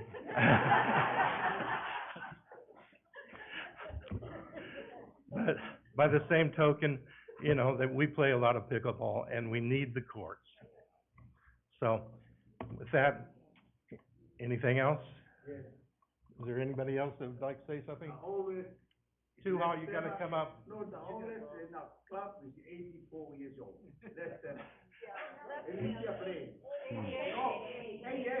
88, okay, the oldest member is 88.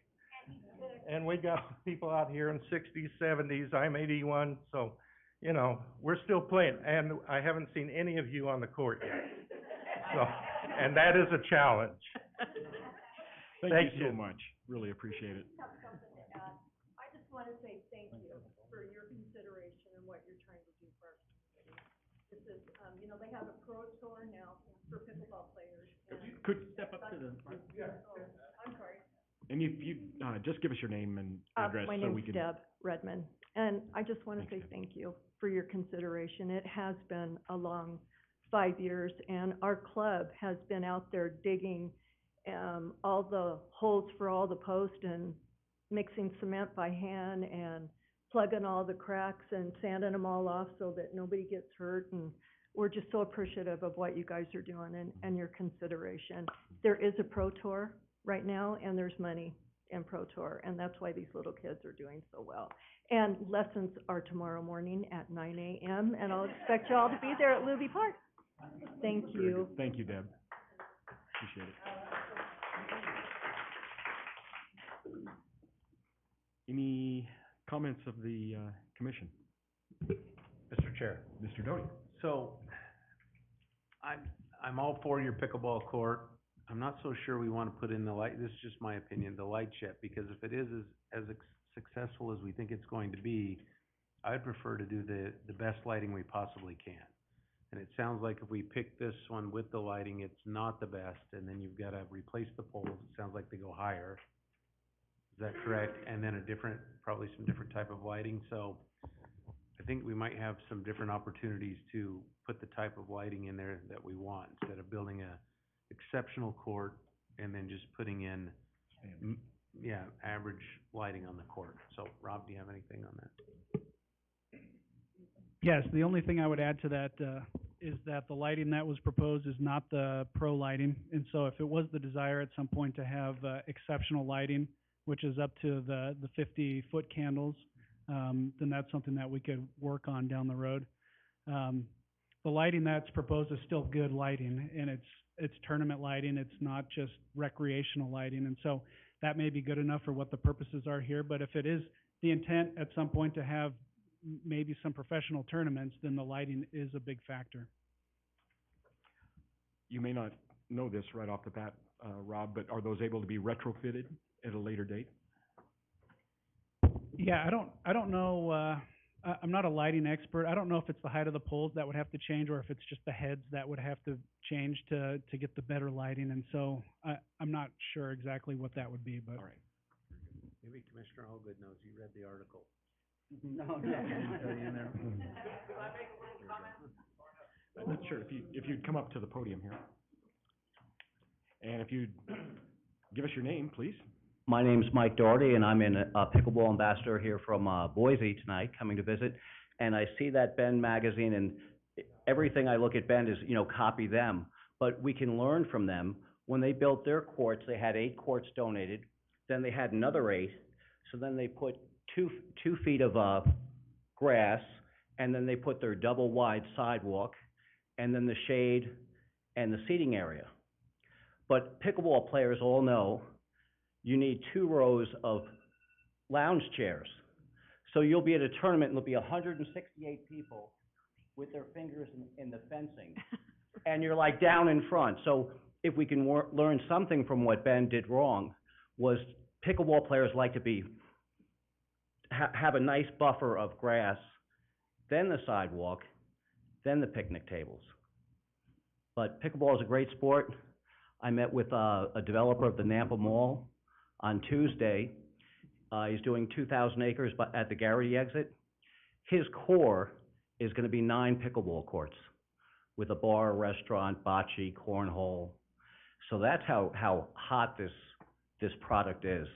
And for you guys to see how swiftly things move here, when you come from Boise and there's a $1 billion budget, everything just goes so slowly. And to see how this 2C pickleball group, from as short a time they started playing at Luby Park, and as quickly as they got some enthusiasm from you guys, it's like they think it's long. I'm like, wow, things really move quick here. So thank you for your time. You're doing a great job, and having this as a gateway for all our tournaments, junior tournaments, Caldwell to be the beginning. There's probably about 50 new courts coming up a year in our region, from Eagle, Meridian, Sun Valley, Donnelly, Tamarack, and now here. But this is the gateway.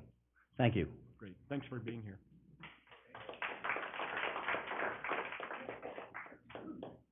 Any other comments? Mr. Chair, Mr. Allgood. I'm gonna be the fly in the ointment. Please keep your paddles in your bags. And I believe we need to have a discussion, and Ms. Mitchell and Mr. Waterman should be a part of the discussion, I don't doubt for a second that pickleball is coming and is gonna be a big deal. And absolutely the court would be used to its full extent. My question is, and again, Mr. Foles is probably more of an expert than me on it, but my question is, urban renewal money is tied to economic development, it is tied to growth, it's tied to tax revenue.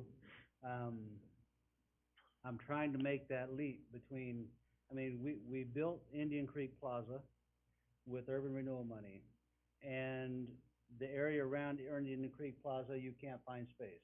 We're building a $40 million building next to Indian Creek Plaza based on that investment. And those are the things I see that are appropriate with urban renewal money. And again, I'm not knocking the need for pickleball or anything else.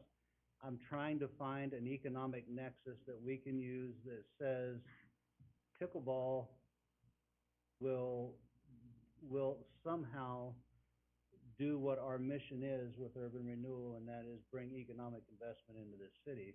And I'm looking for something I can tie that to, and I'm certainly open for thoughts on that. Mr. Chair, Ms. Warwick. urban renewal is also designed to eliminate blight. Those tennis courts are a blight on that park.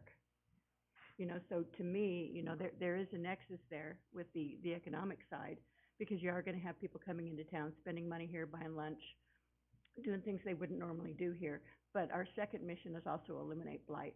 And I think that's an embarrassment right now in our park. Rough. Yes, And I I've been think there. we need to get rid of it, and there's obviously a need for a pickleball court. Look at all of our folks that are playing right now on a court that they have to go in and fix themselves. you know, that's kinda sad.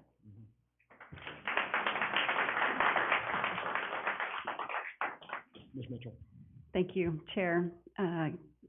Commissioner Allgood, you called me out, so I'm asking, I'm asking Rob.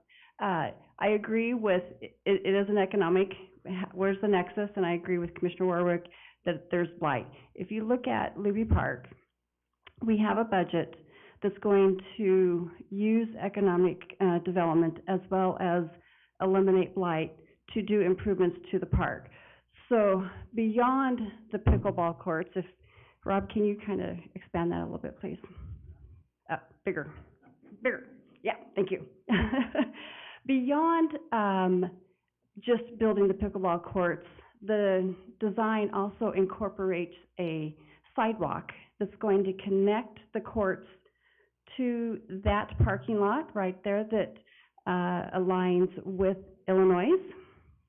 Then we are also looking to rebuild that parking lot so that we can bring that into compliance with city code for a parking lot.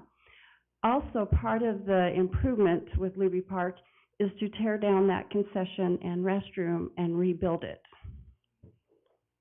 So we have a sidewalk that gives access to a new facility, a restroom facility on the other side, but it allows those that will be using the pickleball court to have access with a sidewalk to the new facility as well as the other restroom down there. So, and then also to improve, as who talked about the irrigation? Commissioner Moore, we will also be improving that flood irrigation with those improvements. That money's above the 764 that we previously discussed, correct? The budget is 1.5 million for improvements to Luby Park. Okay, so if we're saying yes tonight, we're saying yes to 1.4 million, not the 764, is that correct? Yes, so you're saying yes to part of that $1.5 million that will be improvements to Luby Park.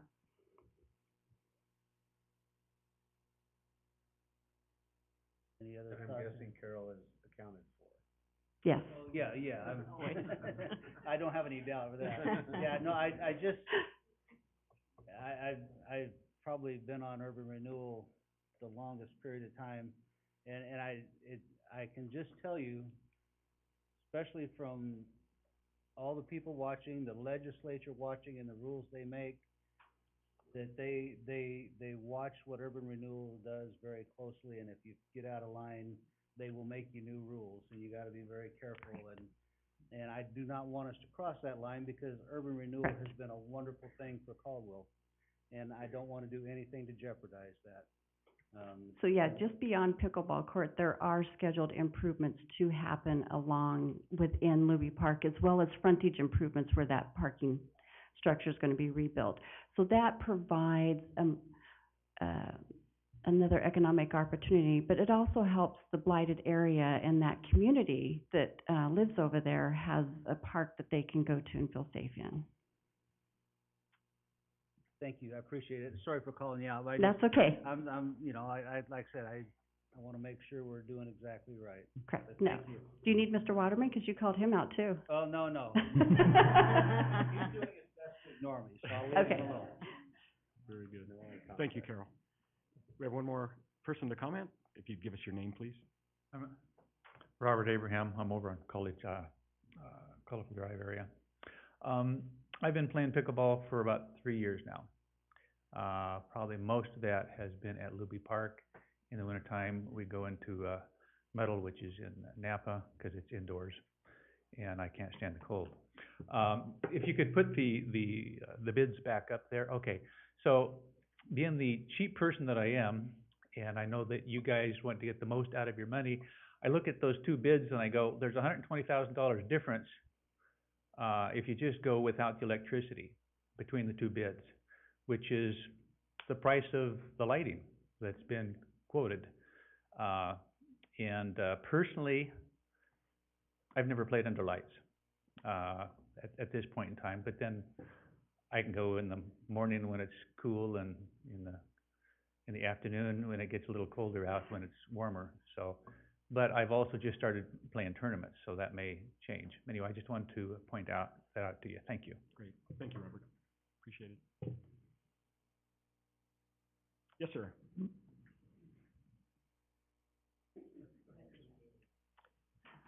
If you'd give us your name, please, that would be. My name is Randy DeYoung, and I have been to the pickleball courts in Twin Falls, and I'm now starting to travel to referee pickleball tournaments. And I'm watching the number of people coming to the tournaments in addition to the number of spectators that follow them. And I just finished refereeing in Spokane this past week for 4 days. Hundreds of people were there in addition to the players.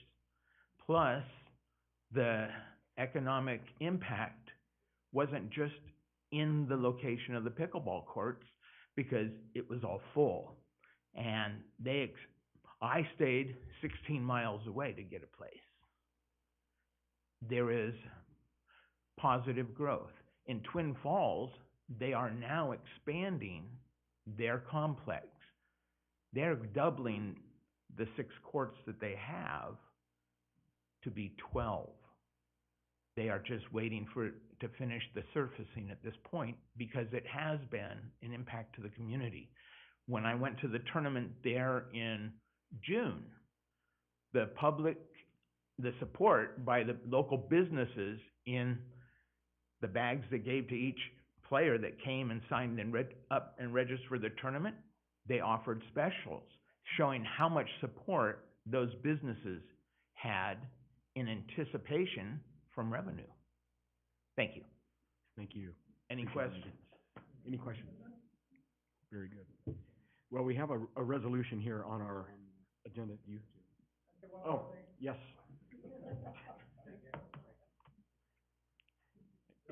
Randy caught me something. And if you'd give us your name. I'm Gary McMillan. I live over in Meridian. Thank you, Garrett. But I was in Twin Falls with Randy as well, and we went to a restaurant after the tournament, and we couldn't get a table for over an hour or so. We had to wait at the bar for like an hour to get a table.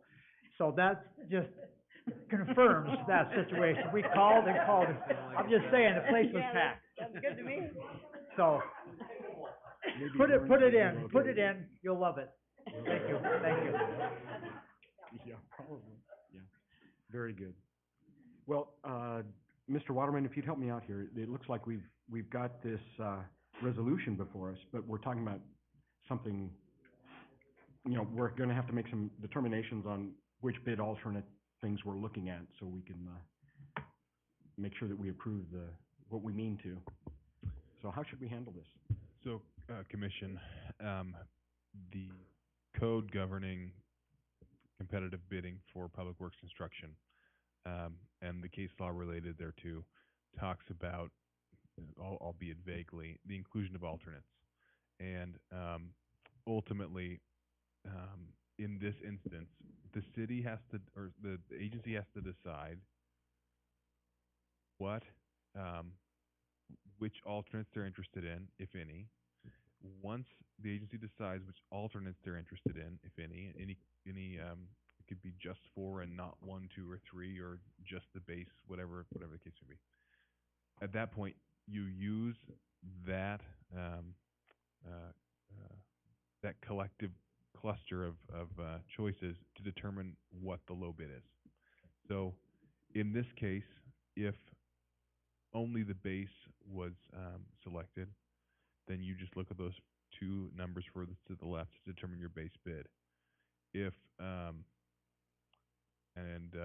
I can't think of I'm not seeing a way to do the math such that Desert View Construction is the low bid on any group of alternates, except that Diamond Contractors did not submit a bid for alternate 4, which means if you want to include alternate 4, you only have 1 bid, which is to say that the low bid would be Desert View Construction. So the agency needs to make a choice about what project it wants, in essence, and based on that decision, that will tell us what the low bid is, and then staff will bring back a contract based on that determination enter into with the contractor. Very good. Thank you. Mr. Chair, Ms. Warwick? I'd like to make a motion that we accept the bid from Diamond Contractors, both their base bid plus alternate 1, 2, and 3. Okay, we have a motion. Do we have a second? Second. Okay. Motion by Ms. Warwick, second by Mr. Doty. Discussion. Mr. Chairman, Mr. Moore. I did a little research with a past colleague in college in Bend. I did some observations. Yeah, it's a blighted area. There's a lot of blight down there. Sidewalks, there's a lot of things that need updated. I refer to it as the time that land forgot. So I'm just, is this something that we're gonna put that much money into? Is that, this low bid, is this, seems like an awful lot of money. Considering what was said. Is there another alternative? Do we have to have the courts that have the reinforcement long-term? I mean, are we, the irrigation problem, is that gonna be completely solved? I mean, we're gonna make an island out there. Being a part of Lions Park and seeing how that island went out there, and how we kinda got ahead of ourselves and put money into it, and then it didn't fix itself with the irrigation. So I'm just concerned in a few different areas. Mr. McDonald, do you want to speak to any of those, especially the post-tension concrete and the other alternate items? Yes, Mr. Chairman. Commissioner Moore, the post-tension concrete is, it's kind of the best scenario for long-lasting longevity in concrete. The base bid includes reinforced concrete, which is just a typical concrete pour with your rebar. A lot of the facilities now that the higher end facilities going in do the post-tension concrete because that's been proven to last longer. And so, if that's something that's not desired of the commission, then that's certainly something that can be pulled out. Our objective as we were putting this together is we really want to build something that's going to last, and we don't want to have to come back in 10 or 15 years and have to start filling cracks again. And so that would be the objective there. With regards to the irrigation, I commissioned our Parks Department to work with a consultant to start putting a pressure irrigation plan together probably 3 months ago. And so that design is already in the works. And so it is our intent to have an irrigation system functional before next spring. And we'll be pushing to get that done in conjunction with this project. Thanks, Rob. Mr. Chair. Mr. Ramirez. Question for our city engineer. What is the likelihood that this bid that we may or may not approve tonight stays at in 6 months? Once the bid is accepted, a contract will be put together, and then the contractor is bound to the contract. They at that point they are agreeing to do this project in the spring, early spring, winter and spring, and they are bound by the contract that they've signed and that the commission has approved. At that point, I guess they have the option to back out of the contract, per the language in the contract, but they are bound. They can't come back and say, prices are cost more now, we want this and that to be changed. And so my understanding is that that is what they're bound to. And they understand that going into this bid, they know that this project is going to happen in the fall or in the winter and the spring, and so they have probably taken that into account in their bids, I would imagine. Any other questions from the council? I just want to follow up my comments here. These people have definitely brought up some good points about the revenue that Twin Falls and other places bring to their city, which I really appreciate, because that's, again, urban renewal's purpose is to bring growth and economic development. That's what those dollars go for. And so, as an urban renewal committee, we have to show that that's what we're doing. But on the other hand, Ms. Warwick also made a very good point in that area has been blighted for a very, very long time. And bringing that area up to the standards of other parts of the city is also a value I see. I definitely agree, with David that it's a huge number for a concrete slab. Anyway, I don't wanna be the negative here, but, we really, as a board, need to make sure that we're showing economic value when we do something like this. Mr. Chair? Mr. Foltz. Couple of comments, if I may, and I'll try not to take too much time in doing that, but, Commissioner Allgood, I appreciate your position on the economic impact. I think about some of the other projects that we have, worked and funded in the past from this organization, Wolffield, the park out at Sky Ranch. These were parks that were kind of put into place and, funded in part, through some urban renewal dollars. And what we saw from that is tournaments and a number of things that would generate that kind of involvement. What we will see, I think, in pickleball is the potential of tournaments, but it goes much deeper than that. And I think some of the testimony we've heard here today, kind of confirms, people that will go and drive maybe from, Middleton and, Parma and these other communities may be coming here. And while they're in our community, they may be filling up with gas and stopping at a restaurant and saying, hey, since I'm in Caldwell, maybe I'm gonna go downtown. So while there's not been an economic impact, analysis done on that, I still see a very, very positive, impact, from an economic development standpoint from that. Secondly, back when I used to work for the city of Caldwell, and looking forward to doing it again, one of the things that I pushed, and I think that, people kind of smiled and laughed, but I was mostly serious about it, was I wanted to have a theme that said, live well, work well, Caldwell, and focus on Caldwell as a place where wellness can thrive. And that we would look at businesses and other opportunities and try to provide incentive for those that are looking at creating a versed community, both fiscally, and in every way. And for those of you that know me, I've lost some weight over the years. And one of the big parts of that, actually, in all honesty, was pickleball. I started playing about 3 years ago. I live in the Nampa area, so I tend to go to Midway, the park on Midway, and play there. And going in the mornings was terrific in the summertime. And if I got there early enough, I could get a court. And if I didn't, then I had to wait till the heat of the day before I could play. So, so I'm a little bit partial here, and Ms. Mitchell knows that as well, as we've had those discussions. But I have seen it in operation as a very, very positive thing. And I will tell you this, as a fact, my wife and I, when we're out playing, 9 times out of 10, when we are heading home, we stop and eat out. We don't go home and eat. We are stopping and doing things while we're out and about. It was funny because when I did that, my daughter, who's 21, called me one time and she's like, "What are you guys doing?" I said, "Well, we're just on our way home from pickleball." She's like, "I don't know you guys anymore." I'm like, we're not as old as we used to be.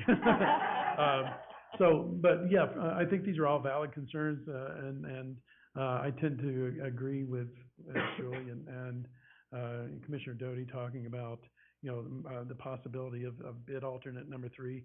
And then I really appreciate what Mr. McDonald said, is that there may be some work that may be able to produce by city staff as far as getting the lighting. They may not be able to do everything, but they may be able to do something that could reduce our cost somewhat through that process. So if I were to vote today, I would vote in favor of the motion that was made. Thank you, sir. Is there any more discussion? All right, we will go back to the resolution. We have a motion, we have a second. Would the secretary call the roll? Warwick? Yes. Allgood? Yes. Ramirez? Yes. Moore? Yes. Porter? Yes. Doty? Yes. Volk? Yes.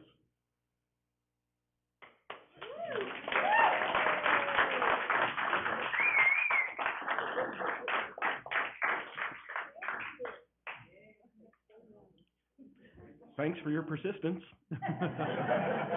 And now we don't want to make eye contact with you people for a while, okay? No. Great job. Thank you so much, and congratulations. Thanks.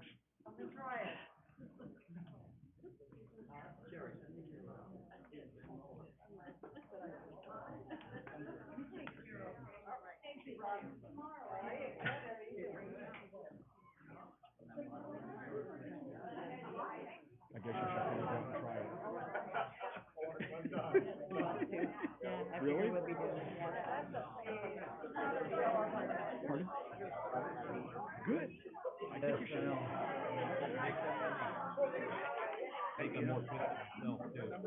Saturday morning, We are down to, so early Saturday mornings out at Midway. Yep, Saturday and Sunday. Yep. this one I know. Oh, no, I understand, You're thinking the same thing. Yeah, let me know when you're back. We'll let you do it. by that as well. Well, Excellent. I don't know, it's one of those situations where you know something? Great. Sure. Joe? You bet. Good to see you. Right.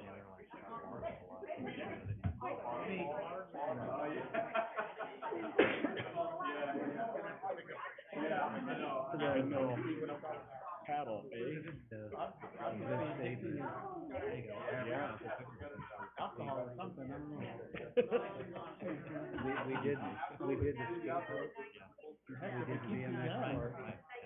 We did those all, yes, and they're all under the same vein, and some of those were done before me, but I don't know, is that, Okay, Bob, that's, we're ready when you that's are. how I. We're waiting for, For Bolt and couple of folks. no. Yeah, I'm not happy with myself, to say the least. Big surprise.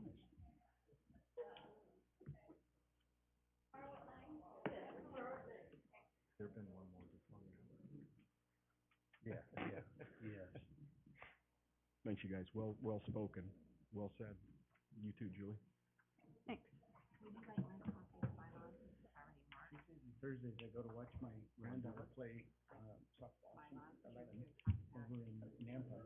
And every Tuesday and Thursday, we stop at a restaurant in Nampa to eat, and we're done.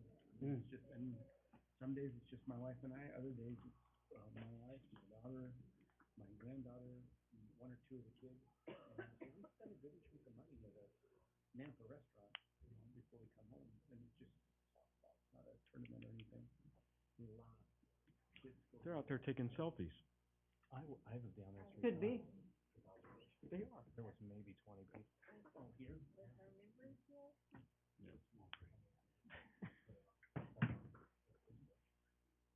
So I went down there and I quit. Did you pass Mr. Bolt out there? Yeah, he finally went in. Okay. I had it longer than I.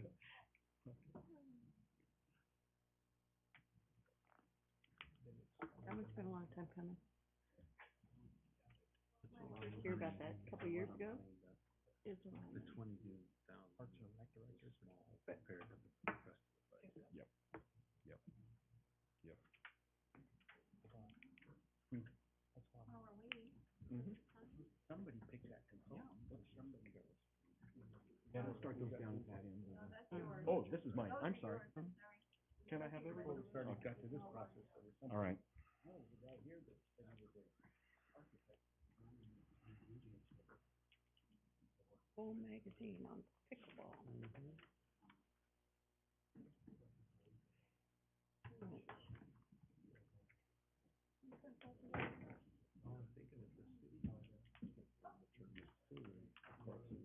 They could. Yeah, Denise was here. Another 10 pounds, right? Okay, we are back in order, session. And that takes us to item number 2 in our new business, and that's a discussion item to consider potential changes to the bylaws of the Urban Renewal Agency of the City of Caldwell, Idaho regarding meeting day and time. And we just, it's a bit of housekeeping really. In our bylaws, Article 4, Section A says regular meetings of the commissioners shall be scheduled at 7 p.m. local time on the second Monday of each month at the community room of the Caldwell Police Department. Here's our address. For the purpose of transacting such business as may come before such meetings, the Board of Commissioners shall cause notice of the regular meeting schedule to be posted or published as required by the Idaho Open Meeting Law. And what we have to discuss, is this the best day and time of the month, or are there other days and times that would work better for our schedule? I was reminded this morning that urban renewal meetings used to happen at noon on weekdays. Yeah, it's like, I think a Wednesday. Oh, yeah, that And I know doesn't that work out has- for me. But I brought this up to Chairman Porter simply because our council meetings have changed, and for me and Councilman Doty, you know, so we've seen a change in our schedule. I didn't know whether this commission felt like this was the best time of day. We've only had one council meeting at 6 p.m., but I can tell you 6 p.m. was nicer for me than waiting till 7 to come out. So I just felt like it might be something that we'd want to discuss, and whether we change the day or the time, I just felt like it might be something that would work better. And like I said, last Thursday, I was a little shocked that council meeting was at 6. But by 8, we were out. Yeah. So, anyway, I just thank that Chairman Porter for putting that on the schedule and thought we might ought to discuss it. I'd be in favor of 6 p.m. Okay. Does that work for you, Julie? Or Are 6 you- a.m. You guys wanna do 6 a.m.? That's fine. I'm not at like 4. 6 p.m. works for me. Okay. Is the second Monday of the month still good for everybody? What's council meeting, first Monday of the month? Well, council meeting is Change now to the Thursday. I know it's Thursday and Thursday. kind of a short turnaround from the Thursday. They were moved from Mondays to Thursdays, yeah. And so, anyway, whatever everybody thinks, I would vote, the day of the week doesn't really make a big difference to me, but I do prefer the 6 p.m. I like Monday and I like 6. Okay. All right. David, are you good with 6? Are you good with 6 o'clock for meeting times? Okay. All right. Does that work with staff? I mean, does that create any issues with staff? Very good. Can we do that just by common consent, or do we need an I have to action? bring back the bylaws now, so you discuss it, so I can bring it back. Do you wanna just Okay. recommend that staff review the bylaws, and then I'll bring it back? Make it so. Very good. Thanks, guys. Takes us to action item number 3, consider invoices for payment. Ms. Mitchell's back at the podium. At my desk over here. Thank you, Commissioner, Chair. Tonight you have before you, the request to approve $500,339.76 in invoices. The following invoices are for the city economic development support of $18,000, our monthly attorney services for $6,500, payment request number 3 from the Chase for $313,979, and then from Canyon County, this is for the Fair Expo site of $161,860.76. And with that, I'll stand for questions. No. It's not what's on our. 675? Under Canyon I'm County, sorry. we have 675,000. So that didn't get corrected? Well, the total we have is $1,013,000. No. Yeah, that's what we're looking Yeah, at. that's what we've got. Debbie put out an amended agenda that had, Minute agenda that went out that has the right totals on it. Oh, You guys, what's you're looking at here? the linked agenda, and the linked agenda was the first one. The amendments were not. He's holding the amended one, right? Yours? Yeah. And it's So correct. Is that what we have here? Are Here we go. Do we have an agenda on the table? I don't have one. This is the amendment, and it's not Oh. linked. Yeah, and that's why, because We got this one. Here we go. you have it Okay. here as the amendment, right? Okay. Does that make sense? Yes. Got it? Yes. Do it all again, Carol? Happy to repeat. The only thing that changed is the Canyon County. So the only change is for Canyon County. They had an error in that first invoice they sent us, and Good. Big error. Yeah, Yeah. that works. Do we have a motion to, approve these invoices? So moved. Do we have a second? Second. All in favor signify with an aye, or I'm sorry, I didn't catch who first and second.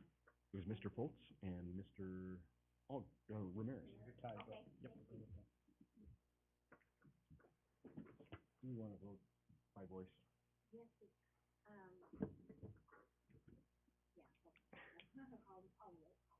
Okay.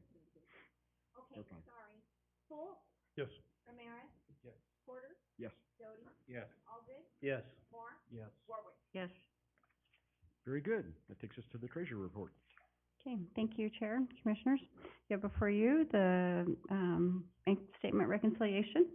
Like always, we start at the bottom and work our way up. So you have a total of $7,769,819.05. It's broken out into three accounts: the LGIP account of $116,818.47, the Banner Bank CD at $250,380.49, and then our Banner Bank operating of $7,402,620.09. And just a note that that Banner Bank CD for you, Commissioner Alga, because you keep asking about it, it expires at the end of July. So, Ooh. yes, we will be cashing that one in and not renewing it. So the, Excuse me, sorry. yes, Mr. Chair. And then, so what happens with the 250,000? it goes into the operating checking account. Thank you. You're welcome. And so then the, yes. No, I'm sorry, go ahead. The Banner Bank operating account breaks down into what we saw tonight, breaks down into our restricted for projects of $6,403,700.11. The TVCC account at $749,459.12. And the restricted, land account for job creation is $249,460.86.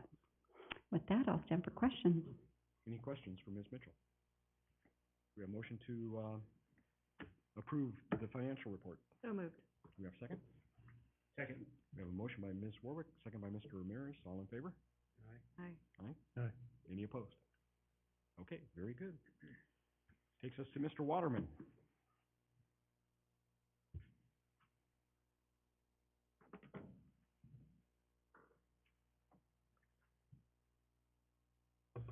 How are you today, Mr. Waterman? I'm doing well. How are all of you? Indeed. Mostly harmless. Good. Okay, so I come bearing news from Mr. Hilty. So Attorney Report A, this is 213, 215, and 217 South Kimball. Mr. Jenkins already gave an update on this one. The RFP is due this Friday, and they're hopeful about the responses for that. For Creekside, that continues to go vertical. The reimbursements are going well. Mr. Hilty is unaware of any issues with that one, and so progress persists. For any questions on either of those that I can take a hack at answering. Okay. 516 Main, the RFP on that. Mr. Jenkins gave you an update on that as well. The RFP is due August 5th, and hopeful about the responses there. There was some concern about environmental issues at that site, and there is a potential to resolve that.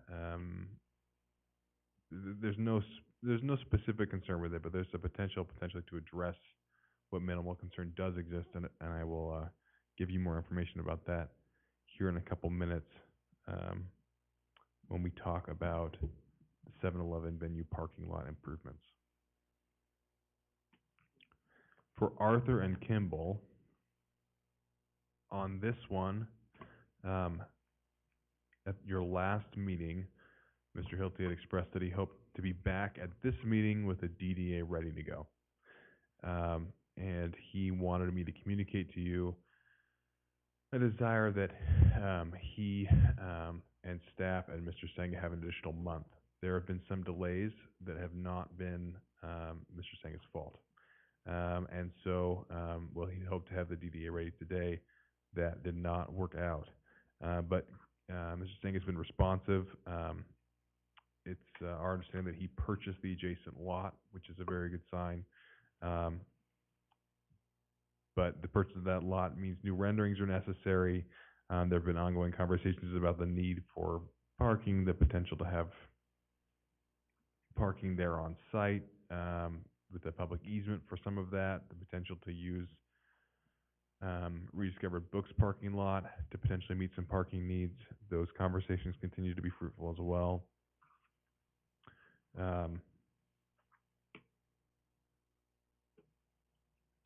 Anyway, all of that is to say, like I said, there's been some delay. Some of the delay has been staff's fault.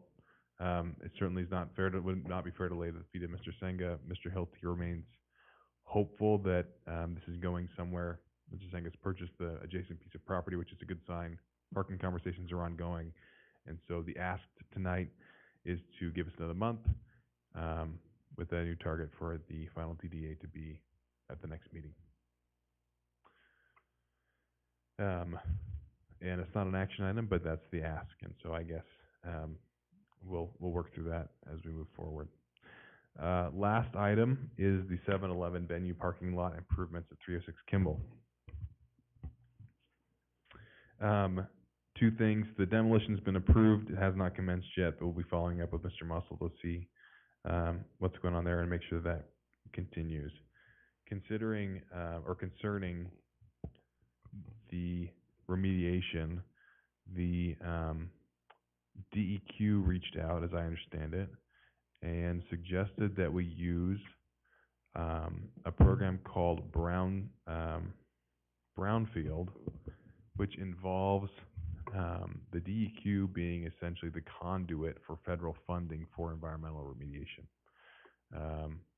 That includes phase 1 and remediation, in fact, if that is necessary.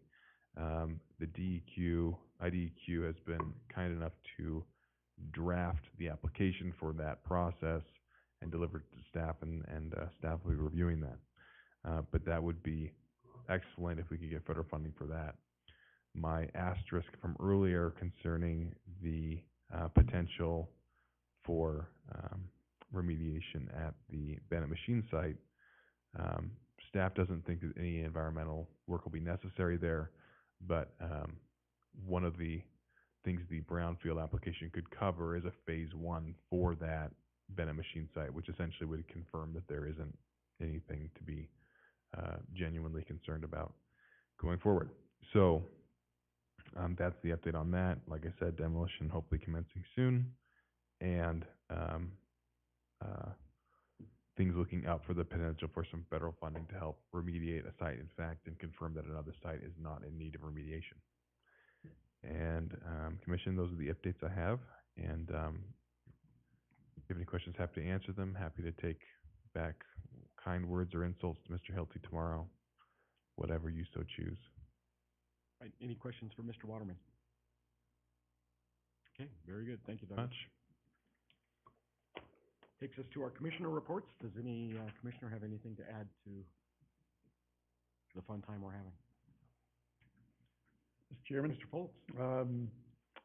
First, I want to thank this commission for allowing me to serve with you over the last, so many months. It's truly been a privilege of mine. As everyone's aware, that I'm going to be moving into a different position, which would potentially cause a conflict. And I do want to thank the mayor and the city council for entrusting me to be soon to be serving as the new planning director for the city of Caldwell. It's coming home for me, and very excited about that opportunity. So with that said, per the agreement between the city of Caldwell and Canyon County with the new revenue allocation area and the appointment of a county representative, as of July 22nd, I will no longer be the county representative. So I do have a letter that I can leave for Debbie here of my formal resignation. But again, it's been an honor and pleasure serving with you, and look forward to standing at the podium and addressing you in the future. So thank you. Mr. Foltz. Anyone else with something to add? Okay, I've got nothing to add. I'm looking forward to our executive session coming up, and we need a motion to move into executive session. We have a motion by Ms. Warwick, second by Mr. Doty. Would the secretary call the roll, please? Warwick, Yes. Holt, Yes. Moore, Yes. August, Yes. Ramirez, Yes. Porter, Yes. Doty. Yes.